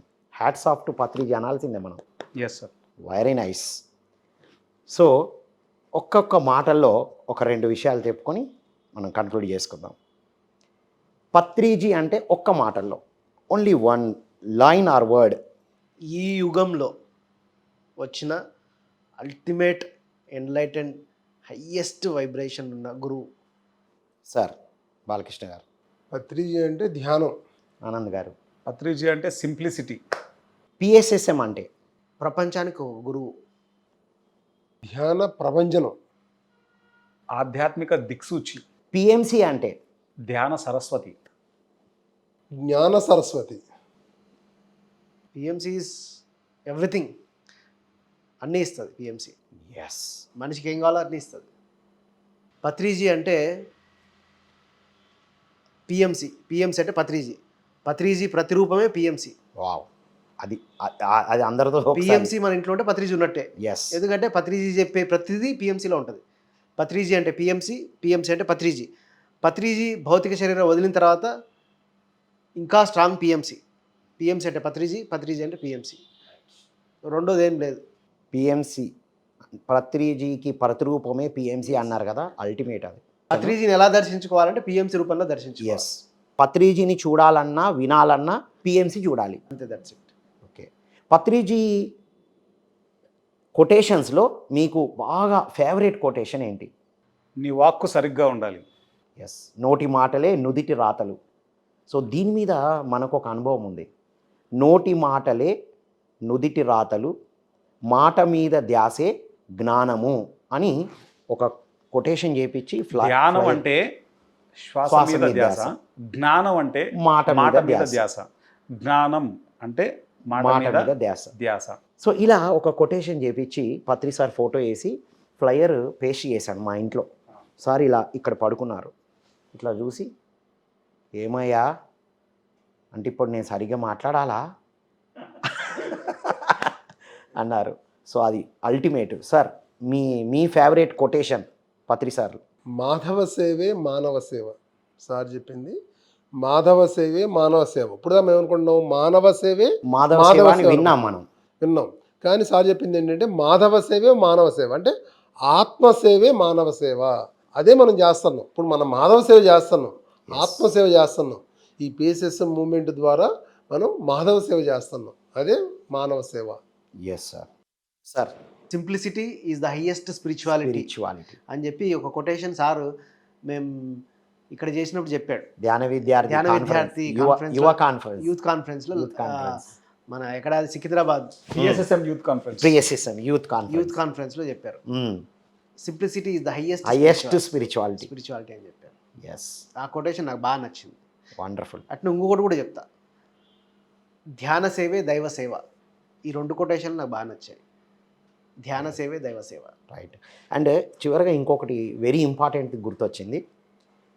ఇక కొత్తగా ధ్యానంలోకి రావాలన్నా, ఆధ్యాత్మికతకి రావాలన్నరే మీ మెసేజ్ ఏంటి? పిఎంసి చూడాలంతే.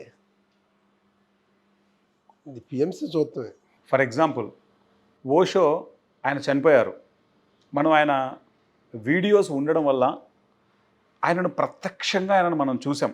అంటే ఆయన హావభావాలు, ఆయన కళ్ళు, ఆయన యొక్క డ్రెస్సింగ్ కోడ్, ఆయన జీవించిన జీవన విధానం అంతా ఆయన లేకపోయినా ఆ వీడియోలు ఉన్నాయి కాబట్టి మనం చూడగలిగాం. పత్రిజీ భౌతికంగా ఇప్పుడు లేకపోయినా పత్రిజీ యొక్క జ్ఞాన భాండాగారం అంతా పిఎంసిలో భద్రపరచబడి ఉంది భవిష్యత్ తరాల కోసం. పిఎంసి అన్నది పత్రిజీ మాటల్లో చెప్పింది ఏంటంటే, పిఎంసి అన్నది ధ్యాన సరస్వతి, పిఎంసి అన్నది జ్ఞాన సరస్వతి. ధ్యానము జ్ఞానము ఉంటేనే జీవితంలో ఆనందం అన్నది ఉంటుంది. కాబట్టి పిఎంసి ప్రపంచానికి కావాల్సినటువంటి ఆ ధ్యానాన్ని జ్ఞానాన్ని ఇచ్చేటువంటి ఒక బ్రహ్మాస్త్రం. Thank you sir. Thank you very much. So ఇదండి ఈరోజు మనం పత్రిజీ జన్మదినం సందర్భంగా స్పెషల్ ఇంటర్వ్యూ ద్వారా పత్రిజీ ద్వారా నేర్చుకున్న పాఠాలతో మనం ఎలా ఎదగొచ్చు అనేది కొన్ని విషయాల్లో చెప్పగలిగాం. ఇలా కోట్ల మంది పిరమిడ్ మాస్టర్స్లో కూడా ఎన్నో జీవిత పాఠాలు నేర్చుకున్న వాళ్ళు ఉన్నారు. అందరికీ ఈ యుగంలో కాదు, ఏ యుగంలోనైనా ప్రపంచానికే ఒక దిక్సూచిని అందించిన మహానుభావుడు, మహాశయుడు బ్రహ్మర్షి పితామహ Patriji. Thank you, thank you, thank you. Thank you very much.